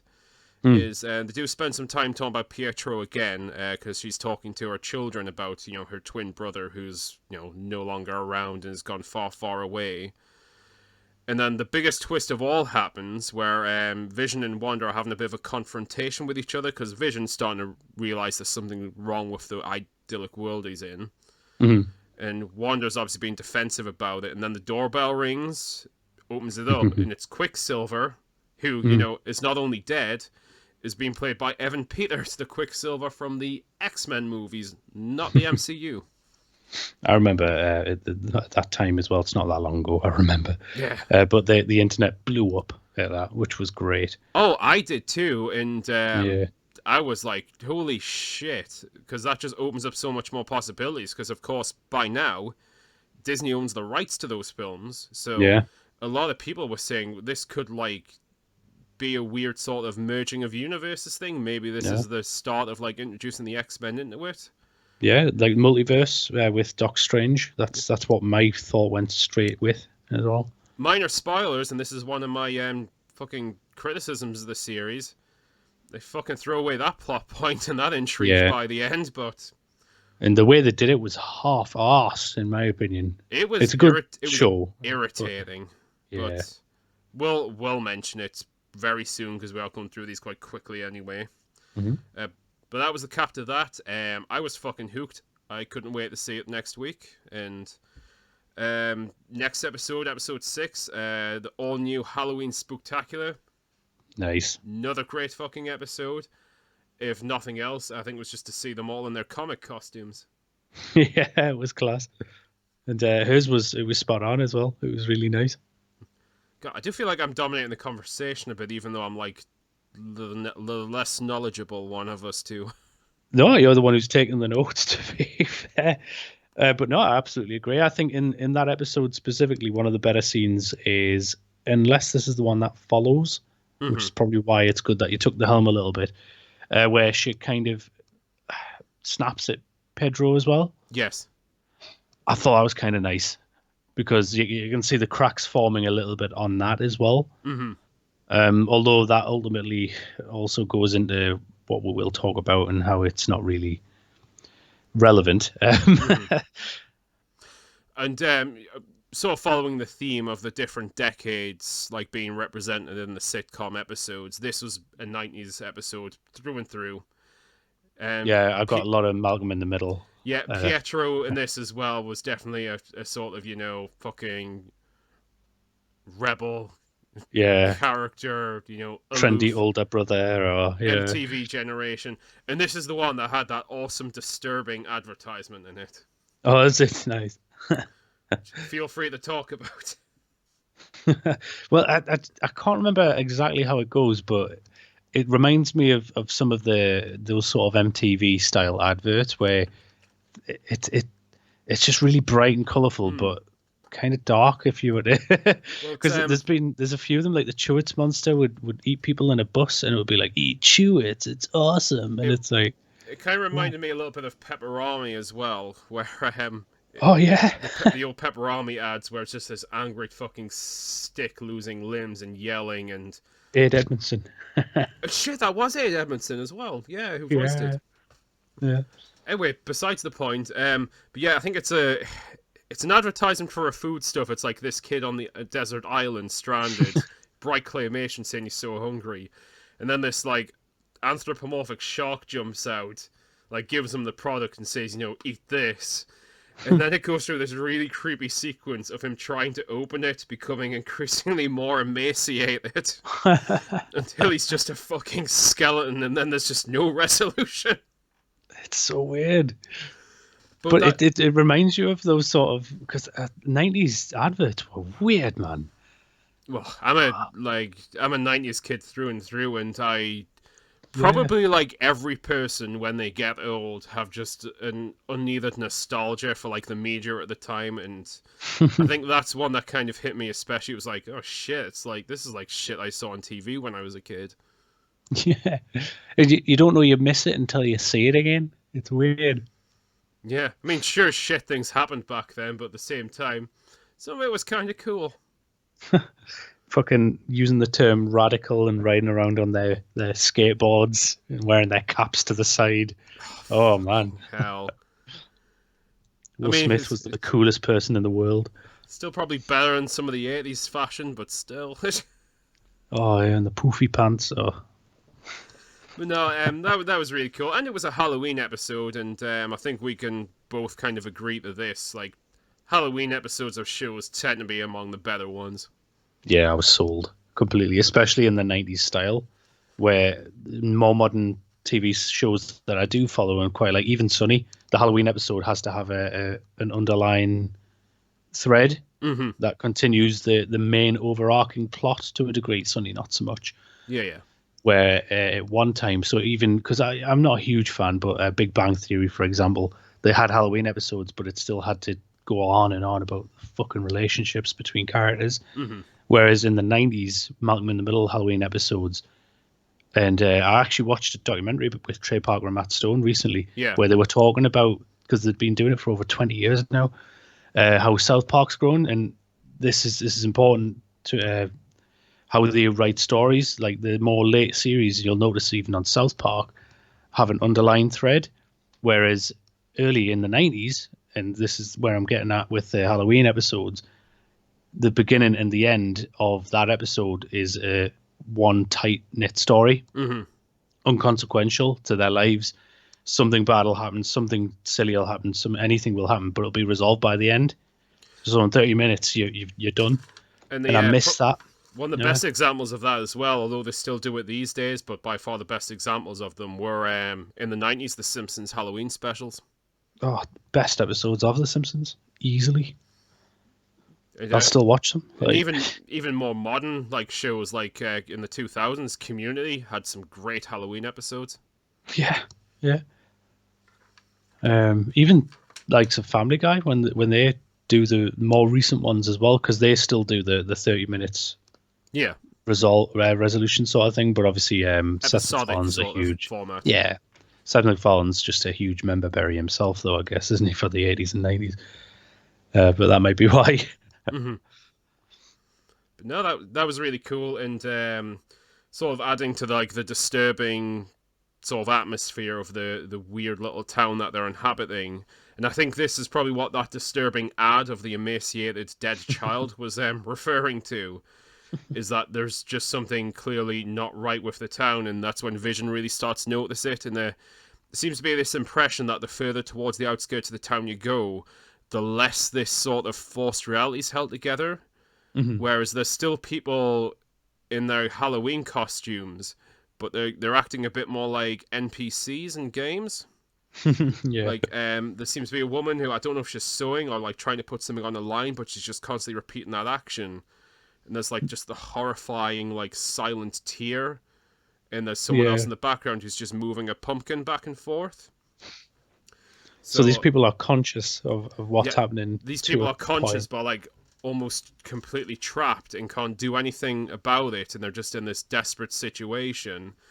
And this is probably the intended thing, but my impression was like the illusion that's being maintained about this sitcom town is just, it's less powerful the further out you go. Yeah. To the point where she's the epicenter, as it were. Yeah, and one, like, there is some questioning about it, and it does kind of clear up later, but we may as well just say it now because this is a spoiler anyway. Wanda is the epicenter of this. Mhm. There are other players and there are other factors, but she is basically the one responsible for this little pocket dimension that everyone's in. Yeah, yeah. I think the Halloween theme continues in the next episode as well, doesn't it? It's still Halloween, but it does somewhat. There's a bit here where things start. There's also been this episode where things are kind of falling apart on the outside world as well. Like the leadership in Sword is getting like challenged, and then Monica and Darcy and what's his name, James. I'm trying to remember. Yeah, James kind of have to go rogue a bit because the leader guy, I forget his fucking name, Tyler, is actually a bit of a dick and seems to have some sinister intentions. yeah. So they kind of break off themselves, and then Monica Rambeau, it's kind of mentioned that because she's been through the barrier twice, that she seems to be developing powers, which personally I think is a bit of a lazy way to give her powers. It's a very lazy way, especially considering who she is. Yeah, it's like when they used to have characters which would just get like struck by lightning and now you're magic. Yeah. But yeah. But as you said, it does kind of it leads into the next episode, episode 7, which is breaking the fourth wall. Which, of course, we had the 90s, so now we're in the 2000s. So the sort of sitcom format is very The Office and Parks and Rec. Yeah. Where you've got the situation, but then you've also got moments of characters like talking directly to the camera for no apparent reason. And I like Vision questions that as well. yeah, he's like, what am I doing here talking Why am to I you? sitting here talking to you? Oh, I love of course, Vision. yeah. So do I. The Paul eye Bettany rolling is- Darcy's in it though. Jesus. Yeah. Paul Bettany's great though in it. Oh yeah. He carries the scenes that they're in. I'll be honest. I do like her. I forget her name. I just don't like the character Darcy at all. Oh, Kat Dennings, yeah. Yeah. She seems to just play a lot of irritating characters. Maybe it's just her typecast, because she was in that. I never really watched it. I probably saw clips of it, but Two Broke Girls. Yeah, it looked a bit. It looked a bit how Big Bang Theory became, and I was okay with the early ones. Later on, they were just so bloody preachy, and I don't know. Yeah, there's a bit of cringe here and some of the criticism, and I think it kind of leads into what might be going on with the larger Marvel universe and behind the scenes. But Monica once again enters the Pocket universe, and she kind of forces her way through the barrier, which has expanded since the last episode. Mm-hmm. In watching back, someone mentioned this on a podcast I was watching. I didn't necessarily pick up on it at the time, but I think I really did this time. She seems to force her way through the barrier through the power of positive affirmation. Yeah, that's the point. Yeah, Like she's resisting, she's pushing her way through, but then like I think she's hearing like her mother and possibly even Carol Danvers as well talking about how great she is and how people look up to her, and it just gives her the boost just to make it all the way through. That's pretty cringe, actually. Yeah, yeah, go girl, and that sort of stuff. But you can do anything, even fight against magic. Yeah. But besides that kind of cringe, things start escalating a bit. The town expands, and you mentioned a bit about Vision there, and he's also like showing his frustration with the fourth wall breaking format. Mm-hmm. Because he's got an inkling of what's going on. He meets up with Darcy, who knows more about what's going on, and manages to get a lot of information from her, like the fact that he's actually dead, and shouldn't be alive right now. And then when he's trying to get into town to confront Wanda, obstacles keep coming in the way, like roadworks, and then like children crossing. That was cool. Obviously, it's like supposedly it's Wanda throwing obstacles in the way to like stop them from confronting each other because she doesn't want to face it. But it was also giving me Mouth of Madness kind of vibes. Yeah, I can see that, actually. Like when Sam Neill's character's like trying to leave town, but then it keeps seeming to go into circles and things don't lead where they're supposed to. Yeah, she's oh, what's his name? Oh God, it's going to drive us mad. The author's name in the Mouth of Yeah, Madness. I can't remember. I've only seen that once, although Oh, it's do you due. read Sucker Kane? That's It's due. Yes, that was right. It's due a rewatch though. yeah, great movie. But yeah, it was that was kind of sinister. I do like some of the sinister just things that happen, and Yeah, again, there's another bit of cringe in this as well. But I think it just kind of relates a bit to the real world and some of the identity politics stuff. There's a bit where Monica confronts Wanda, just basically saying, what she's doing is wrong, which it mm, is. She's basically forced these people in this town to basically be her puppets yeah. because she doesn't want to face something. She's removed free Um, will, really, isn't she? yeah, and Monica kind of, I can't remember if it was Monica or maybe someone else, but she uses the phrase "This is my truth," Mm, which is a fucking phrase which is used really poorly by some people in the modern world to basically excuse the fact that they're being untrue and they're not actually prescribing to factual reality. It's mm. just more feelings over what's really going on. So that was kind of cringy, and I do No, wonder if they should have left that out. Yeah. I do wonder if that was the intention, because I know there is a lot of that behind the scenes at Disney and Marvel with certain writers and producers. Mm. But I'm not going to turn the show into a hate hour here. Well, hate 2 No. hours the way it's going. Oh dear. We'll leave that. That was just a bit cringy. Still like the episode overall. Yeah. Well, that sort of thing just dates it because in like a year or 2 or 3 or 5 or whatever it takes, that's going to be a different attitude anyway. At least I hope so. Yeah. But that sort of thing always dates it. Like you've seen it in examples of 90s ideals and 60s ideals, even when you just think back and you think, oh God, really? Like it will happen at some point. You've just now dated it a little bit. Mm-hmm. Where the rest of it was kind of clear of it. So that I can see why that's really cringy. But yeah, that's the last of that. Yeah. But no, there's some great stuff. And Agnes, her nosy, annoying neighbor character, who I haven't spoken too much about at the moment, but she does become prominent. Like she sort of takes her aside, and she's supposed to be looking after her kids, but then when in Agnes's house, she seems to Wanda seems to realize that there's something a bit off, like her children are nowhere to be seen. Mm-hmm. And there's a bit where there's a fly on the window, which I've heard is apparently a nod to Mephisto, or at least it was suspected to be. Yeah, yeah. But that episode ends with Wanda going into the basement of her neighbor Agnes's house and finding a sort of weird kind of crypt place. And then it suddenly reveals that Agnes is not only aware of what's going on, she herself has powers and abilities and seems to be having an influence on what's going on. And it turns out that Agnes is in fact Agatha Harkness, who, again, I don't really know because I'm not a Marvel person, but from what I've heard, she is a Marvel character, a witch. I had to look her up because again, I'd never really heard of her, but she's a character that exists, but she's an older woman. Mm-hmm. And I think what they've done is they've intentionally picked a character that isn't well known even in the Marvel universe, because you can then do anything with it. So, because nobody's going to complain that Agatha Harkness isn't an old woman now, or doesn't have. I'm sure her powers are a little bit different as well.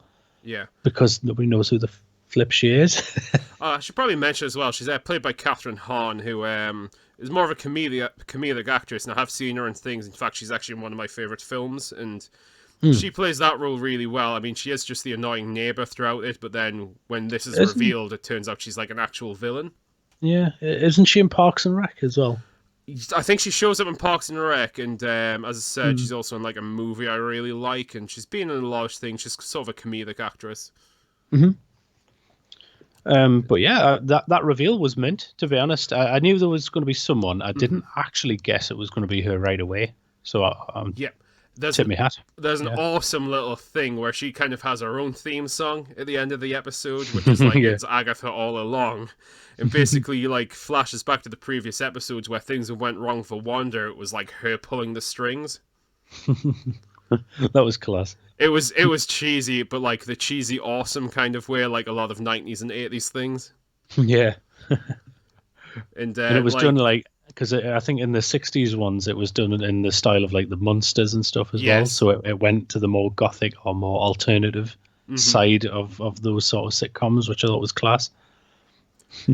and but yeah, no, great character, and I think it seems clear that Catherine Hahn's enjoying herself, and the character herself just seems to be very aloof and fun with like the evil. Yeah. And like that goes straight on to episode 8, which I actually haven't took a lot of notes on, but it's because I kind of remember the episode quite well, and it's very straightforward compared to the other ones. It's essentially Agatha Harkness taking Wanda kind of back in time to see moments of her childhood and what's led up to the moment. It's basically a conversation when you actually break it down. That whole Basically, episode. but Yeah. you know, it does show visually what's happened. There's some cool bits of her and Pietro as a child watching American sitcoms in their own made-up Eastern Europe country. Sokovia, was it? I think so. Yeah. Yes. But what's funny is when I first watched this, I felt this, and it was like, wouldn't this be a bit too far back in time to have DVDs? And then I heard other people online, older people, as again, say the same thing. But when I've rewatched it today, and this is just really fucking tragic, it was like, oh, no, actually, I'm just old. Oh no. If we are thinking this is set now, then 10, 15 years ago, no, they would have had DVDs. Yeah. Oh no. Shite. So that was a dispiriting realization on my part, but there's kind of reason why not only has Wanda created this strange world to help herself cope with something tragic, the reason it's in the form of a sitcom is because as a child she used to watch like Bewitched and those kind of programs as well. Yeah. So that's background to that.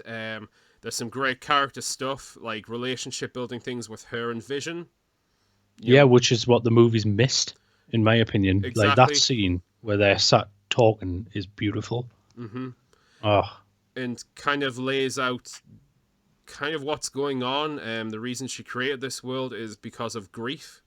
And she's known a lot of grief. She lost her brother in Age of Ultron, and then in the events of Infinity War, before she herself disappeared, but she came back, she lost Vision as well, who, was the person being she was having a relationship with. Yeah.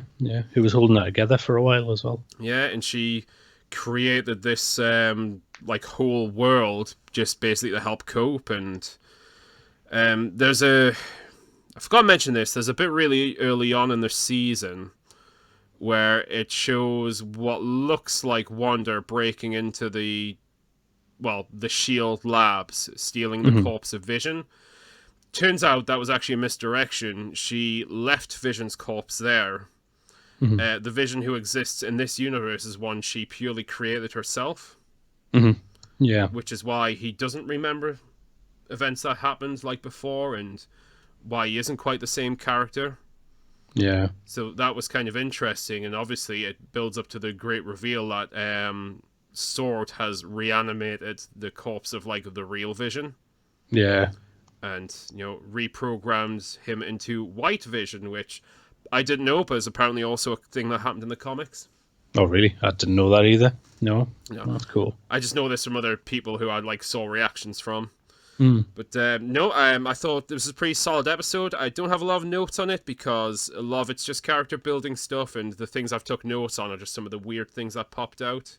In comparison, this is pretty straightforward narrative. Like, it's just showing what happened before, and there was a cool bit set in Hydra Labs where it like sort of revealed how she awakened her powers. It's just pure story, isn't it? Really. Pure story, and it was needed, and it does fill in a lot of the blanks left by the movies where they didn't cover things. So Yeah, and I think it's kind of nice because I forget her name, that other side character who is essentially the other Captain Marvel. Oh, We can say that now. Monica. Yes, that's who she should have been, and as you've mentioned before, maybe should have appeared considerably sooner Well, in the whole. not to go too hard on the whole Captain Marvel thing, at least not in this episode. Hmm. But they were selling a lot of it on like diversity and representation. Mm. From my understanding of the Marvel universe, from fans I've heard from, their favorite version was Miss Marvel, and it was Monica Rambeau's version. So She maybe was they should have went with class. that one first. Yeah, she was really cool. But again, we'll maybe not touch on that too much. But it's nice to have that finally there, and I'm looking Yeah. forward to it because she's a great actress. Hmm. That's going to be something to look forward to. Definitely, it's a terrible origin though. Basically, going into a bubble 3 times Yeah. is giving her superpowers, but whatever. Yeah, and weirdly backwards, but okay. Yeah, Um, exactly. Yeah, yeah. but all of a sudden, well, actually, I think it was the beginning of no, the end of the episode before where she finally gets named the Scarlet Witch, Yes, it is. which was beautiful. That was almost for me, being a huge fan, and it is very personal to me, was almost as cool as hearing Captain America finally say "Avengers Assemble." It was fucking class. All of a sudden, the Scarlet Witch has got the name she deserved. Um, and in the last episode, which we're talking about as well, she gets her outfit, which is just so cool. Oh God, I love the I like the Halloween outfit, but Mm. was the next episode kind of has the modern new outfit that she's going to be using, and that is really fucking cool. Such a cool, and they don't make it like, and I can see why in this day and age as well, but I'm kind of glad as well. They don't make it overtly sexy. Hmm. If they'd done that, it would have just destroyed everything that they've built up. It's just a really cool superhero outfit Yeah. finally, and she's got a name all of a sudden, and she's got the power she should have because in the Marvel universe, the Scarlet Witch basically, spoilers if you ever want to read them, wiped out all mutant kind except like a handful of them. So she is that powerful. She could do pretty much anything if given the right sort of means and push. Hmm. Even against something like I think somebody described it really well. She's the master of one, where Doctor Strange is the jack of all trades. Yes. So he's very good at lots of different styles because he pulls magic from other dimensions to get geeky on you here. That's what he does. He's dragging it. That's why he makes portals, and he has to make portals. Where she knows literally, she doesn't know it at the moment. That's the point. She's learning it now. She can draw 100% of the magic in the dimension that she lives in now. Hmm. So she theoretically it should be a lot more powerful than Doctor Strange, unless he does some other dimensional bullshit. But in the Defenders, because I'm a huge fan of Defenders, there's a lot of times where she would go toe to toe with Doc Strange and always cane him because her thing was probability more than anything. Yeah. So it was kind of cool seeing her fight somebody like the Hulk. So the probability of the lamppost wrapping around the Hulk's fist as he's about to punch her is very low. She can change that probability to make it 100%, Hmm. which is kind of awesome. So basically, she can just warp reality. Um, it comes with a cost, though. Obviously, it's Yeah. it's boring to just have a Mary Sue character. And I'll just quickly mention this as well. This is from my limited perspective of the character, but from what I do know about the universe and the character. Mm. One of the kind of questions is when they brought in like the twins in Age of Ultron, like her and Pietro, is Mhm. that since it wasn't connected to the X-Men universe in the Marvel MCU, they weren't mutants in that. They were like experimented on by Hydra, which is where they get their Yeah, powers from. And what I like is it's kind of shown in this is like she was experimented on by Hydra, but she also innately had them. yeah, yeah. Anyway, it She just helped awaken them. she may have already been a mutant. Yeah, exactly, and I do think that's a really nice touch and just kind of help bring the universe together more in line with like what people were wanting. But what we were touching on briefly before as well, the way they handle the other Pedro Yeah, bullshit straight which away. goes Yeah. right into this actually, episode 9, which is the finale. Hmm. Yeah. A fuck ton happens in this episode, and it's very, very action heavy. so good. Like I really like the finale, to be honest. Yeah, God, I can't even remember exactly how it starts off. There is a bit in the previous episode when Monica tries to help Wanda, like fall into the crypt basement, but then she's stopped by, let's just call him Pietro. Hmm. And that's kind of the cliffhanger there. It sort of continues in this episode, and yeah, this episode is a mix of really cool things, but then some of the disappointing things we were kind of touching on. Yeah, yeah. And I don't know where you want to go first, really, but feel free just to probably just get the shite out of the way, to be honest. Yeah, the Pietro stuff. That was the biggest letdown. Like, it almost ruined it, to be honest. There was so much excitement with having Evan Peters playing Pietro because he played it, Quicksilver in the Fox X-Men movies, and there was a more favourable, about Quicksilver as well. Combining universes or maybe making it a multi-universe, and nope, fucking do nothing with that. Yeah, just no, he was. I can't remember.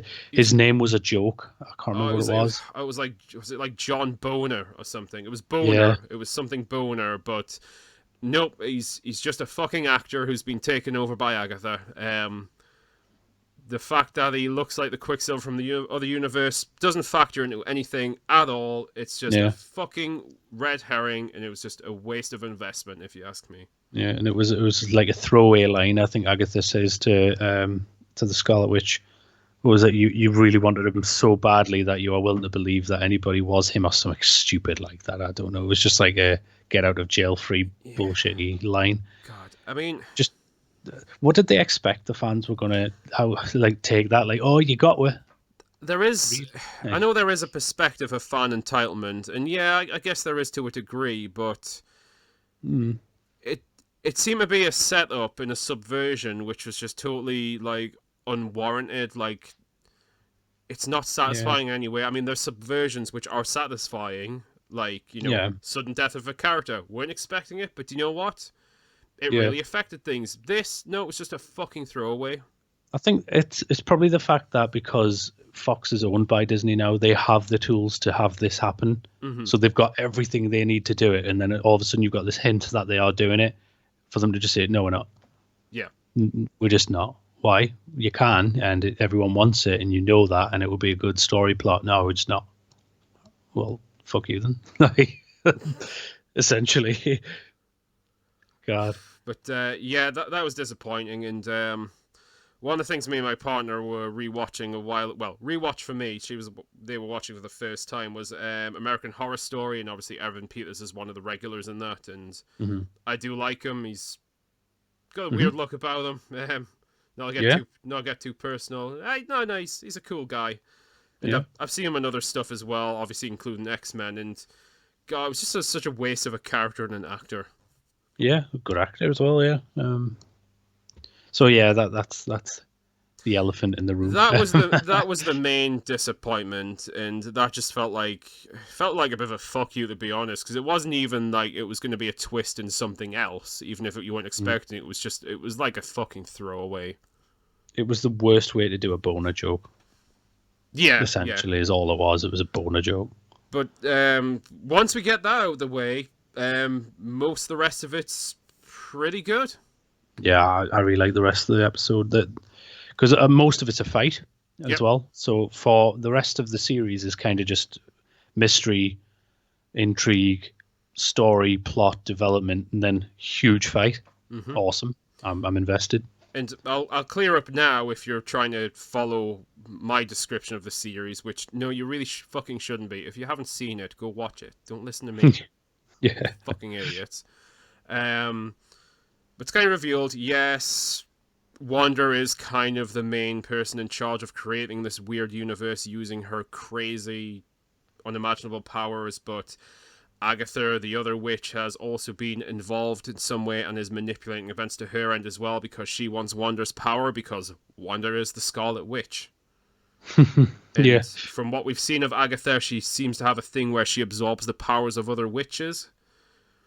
So that's what she's after. And then at the same time, Sword, being led by Tyler, is, trying to kill Wanda and trying to take control of the situation, and he's controlling the reprogrammed, reanimated corpus of Vision. And while Wanda and Agatha, sorry, the two Visions are also fighting, like the fantasy world Vision and real Vision. Yeah, it's a cool fight as well. And Because there's a lot of them phasing in and out of each other and moving around. It's like playing to sort of the phase powers. And what I like, and you won't hear this too often from me, but I like that they do kind of resolve the fight after a while peacefully. Yeah. But that's his character as well, isn't it, though? So it kind of makes sense. Yeah, and I kind of didn't want this to happen. I kind of wanted Vision to stay dead, but yeah, the way they kind of did it, I'm not too disappointed. The Duke, he does kind of bring him back in the end. Like, Fantasy Vision can't leave the fantasy world. He tried in an earlier episode, but he just starts to dissolve, essentially. And now we've got reprogrammed Real Vision, who's been sent in to fight and kill everyone there. And they managed to persuade through some very basic philosophy and like a thought experiment that, maybe they're both the same, and maybe there's something that can be learned. And I don't know if it's like memories, or he just helps unlock the memories in the reanimated Vision. But he essentially downloads himself into him, I guess. Kind of, but I'm guessing he must also unlock memories that are already there, because looking back, he doesn't have those memories himself because he's a fake Vision. That's true. Yeah. Christ, if you haven't seen the series, this explanation is not very clear at all. There's a lot going on, though. There's a lot going on, but no, essentially, the reanimated corpse programmed villain Vision, the White Vision, we'll call him, suddenly seems to reopen and becomes like older Vision again, and then flies off, I'm guessing, to find himself. Yeah. And that's the last you see of him, weirdly, as well. Yeah. But I'm guessing they're going to bring him back, which, although I wanted them to stay dead, because I kind of like consistency in that way, because this happens in comics a lot, it happens in a lot of other shows a lot. Yeah. When you bring back Resurrection too much as a plot point, it kind of just removes all fucking tension. Yeah, it cheapens it. Like if you remove the threat of death, then that's it. Like I stopped watching Supernatural way before it got to the point it eventually got to. But even then it was like, okay, if one of the brothers die, who fucking cares? They'll be back next week. That's just how the series ends every time. One of them would die and come back to the next one.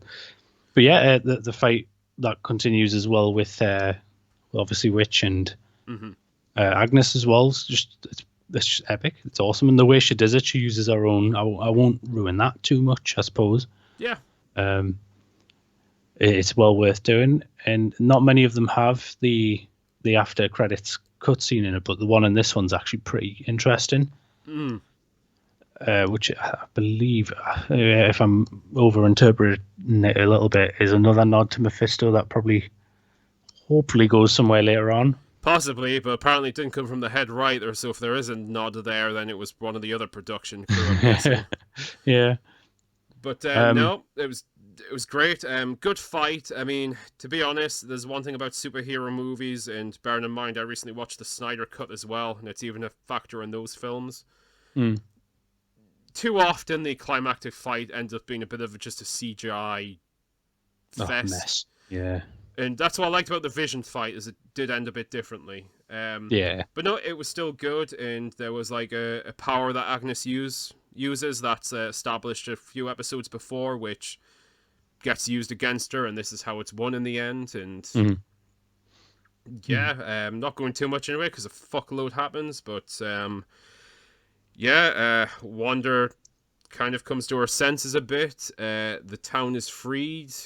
That scene where she's walking through the town afterwards, and they're all looking at her as like, oh. This also kind of goes into one of the downsides, I think, but I think it might reflect the attitudes of certain writers and producers. Is what she'd done seems to be kind of fucking waved off because she was upset. Oh, I don't know though. The way maybe I'm trying to take it this way, they were just too scared to try to Yeah, to react. be honest, I can see Yeah, that as well. No, I can see being too scared of her, and that's why you wouldn't necessarily try and reprehend or arrest her, yeah, because she's the Scarlet fucking Witch. yeah, But I think it was, again, Monica's conversation with her. It was almost like giving a slight nod. It was like, oh, yeah, well, if I had your power, I'd do it too. It's like, really? Because in that case, fuck you. yeah. You'd remove an entire town's free will, you dick. Yeah, and again, this is probably just me and other people kind of interpreting more outside things like social media and stuff, but a lot of people seem to use the justification that bad things are upset is like justification for doing some really shitty things, and Yeah, maybe that perspective's just bleeding a bit too much into me there, but that's kind of the impression I got. I thought that was a bit bullshitty, but yeah. again, if I was there, I might not have said I agreed with her, but I probably wouldn't stop her at the same time because, she's the Scarlet fucking Witch.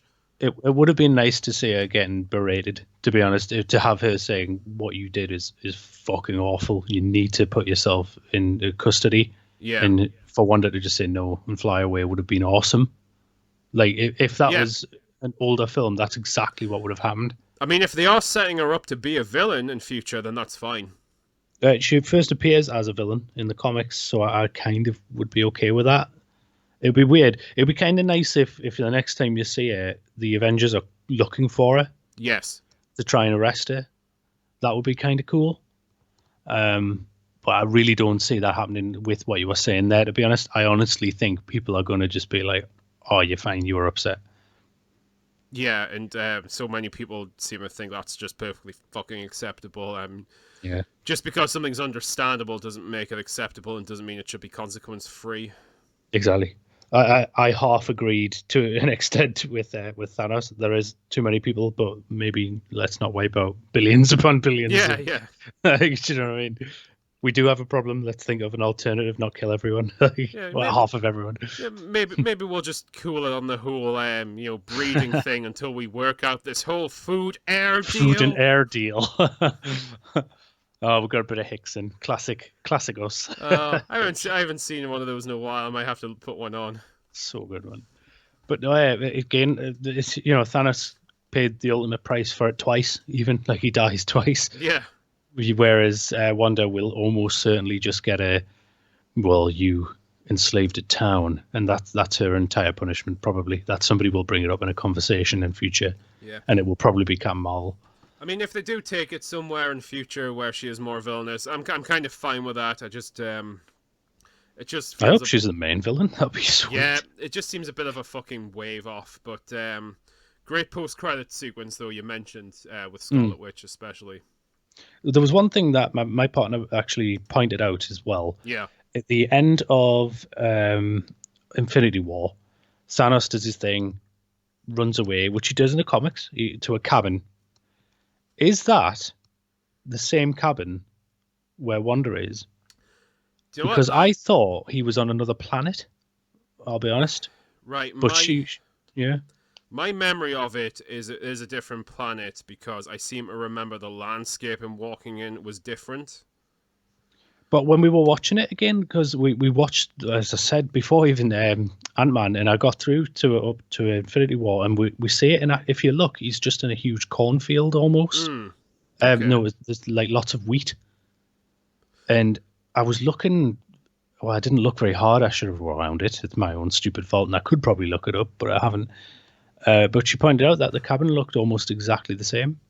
I mean, even if it's not the same cabin, it might well actually be a callback to that, because the fact that maybe she is becoming the big bad, which I actually think is really cool, and I didn't even think about that, and I'm kind of glad you brought it up.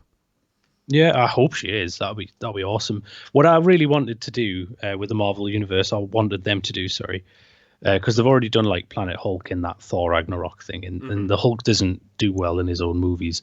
I think how he would do well is if he played the villain. Yeah. And what I really wanted them to do was World War Hulk.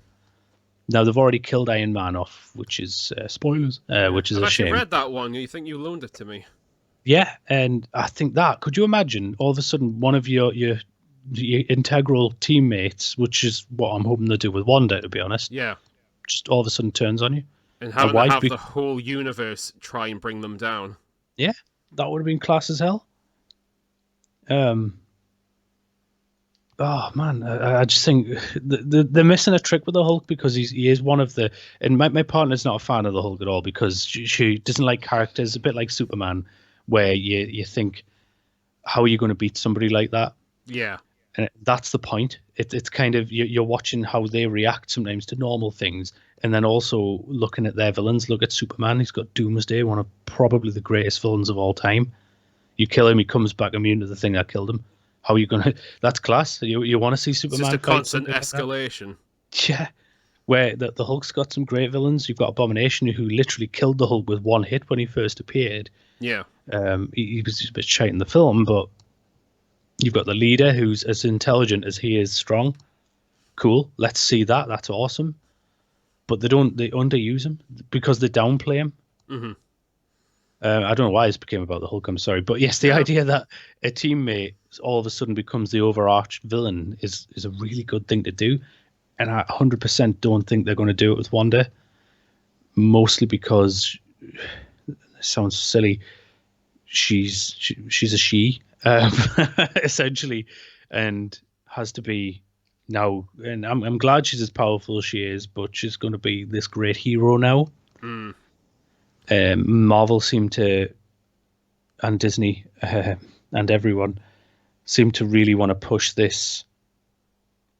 I don't want to sound like an asshole. It's just that, Gynocentric. yeah, to a degree. I am really happy that she's finally got the power she deserves, though. Oh yeah. But it would be really nice to show consequence for the atrocity as well, because that's what it is.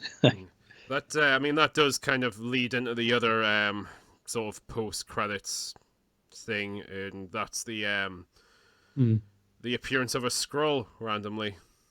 Oh yeah, And sick of the scrolls. basically offering Monica a chance to go into space, which seems to be heavily hinting that she's going to meet Carol Danvers, who, yay.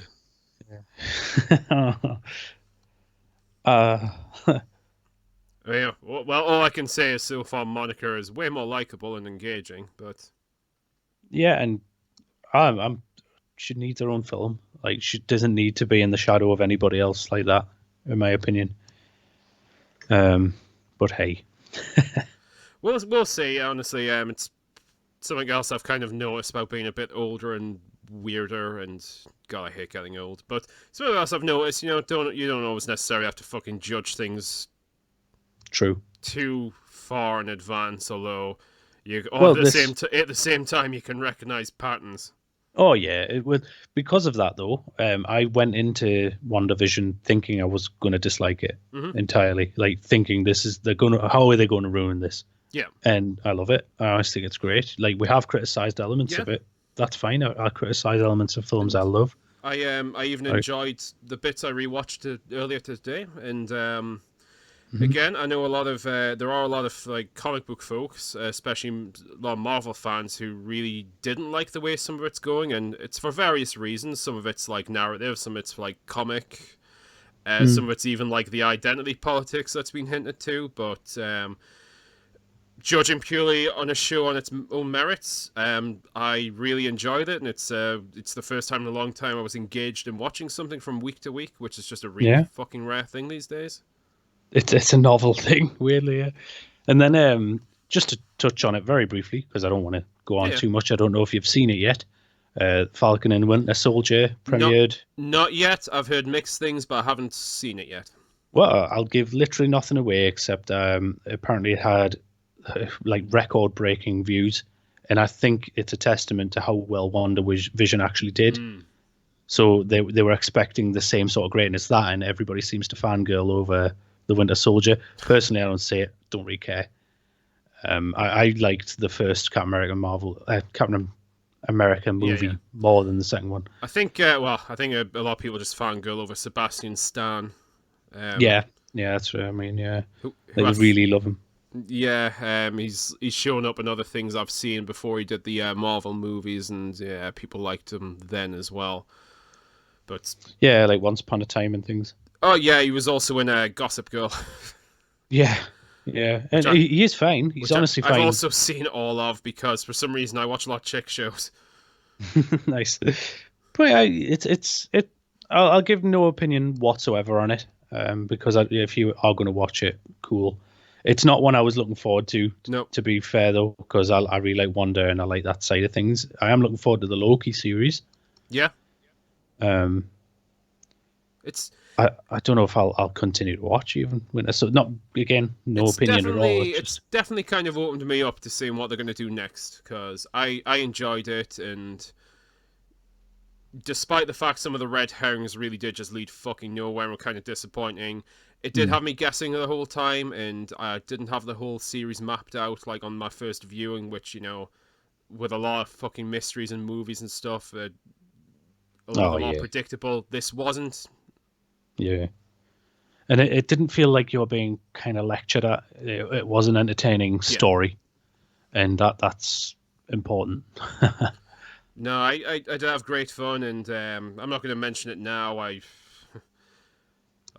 probably talk about the Snyder cut of Justice League sometime soon, but that's Nice. it's for another day. But I recently saw that as well. I seem to be consuming a lot of comic book media at the moment. It's actually got me interested in picking up some back issues again, and part of it is Wandavision. So Nice. Nice. yeah, but yeah, oh God, kind of touched on most things, and everything else is just would just be sort of pointing out stuff that happened in the series, which we don't necessarily have to do. Oh, I did note this down. Agatha refers to the town's residents at one point as Wanda's meat puppets. And I just wrote that one down because I've actually used that phrase myself, completely unrelated, and my partner really hates it, so that gave me a chuckle. Meat puppets. But no, I'd highly recommend it. Though, if you've listened to this show entirely, you've had all the spoilers spoiled.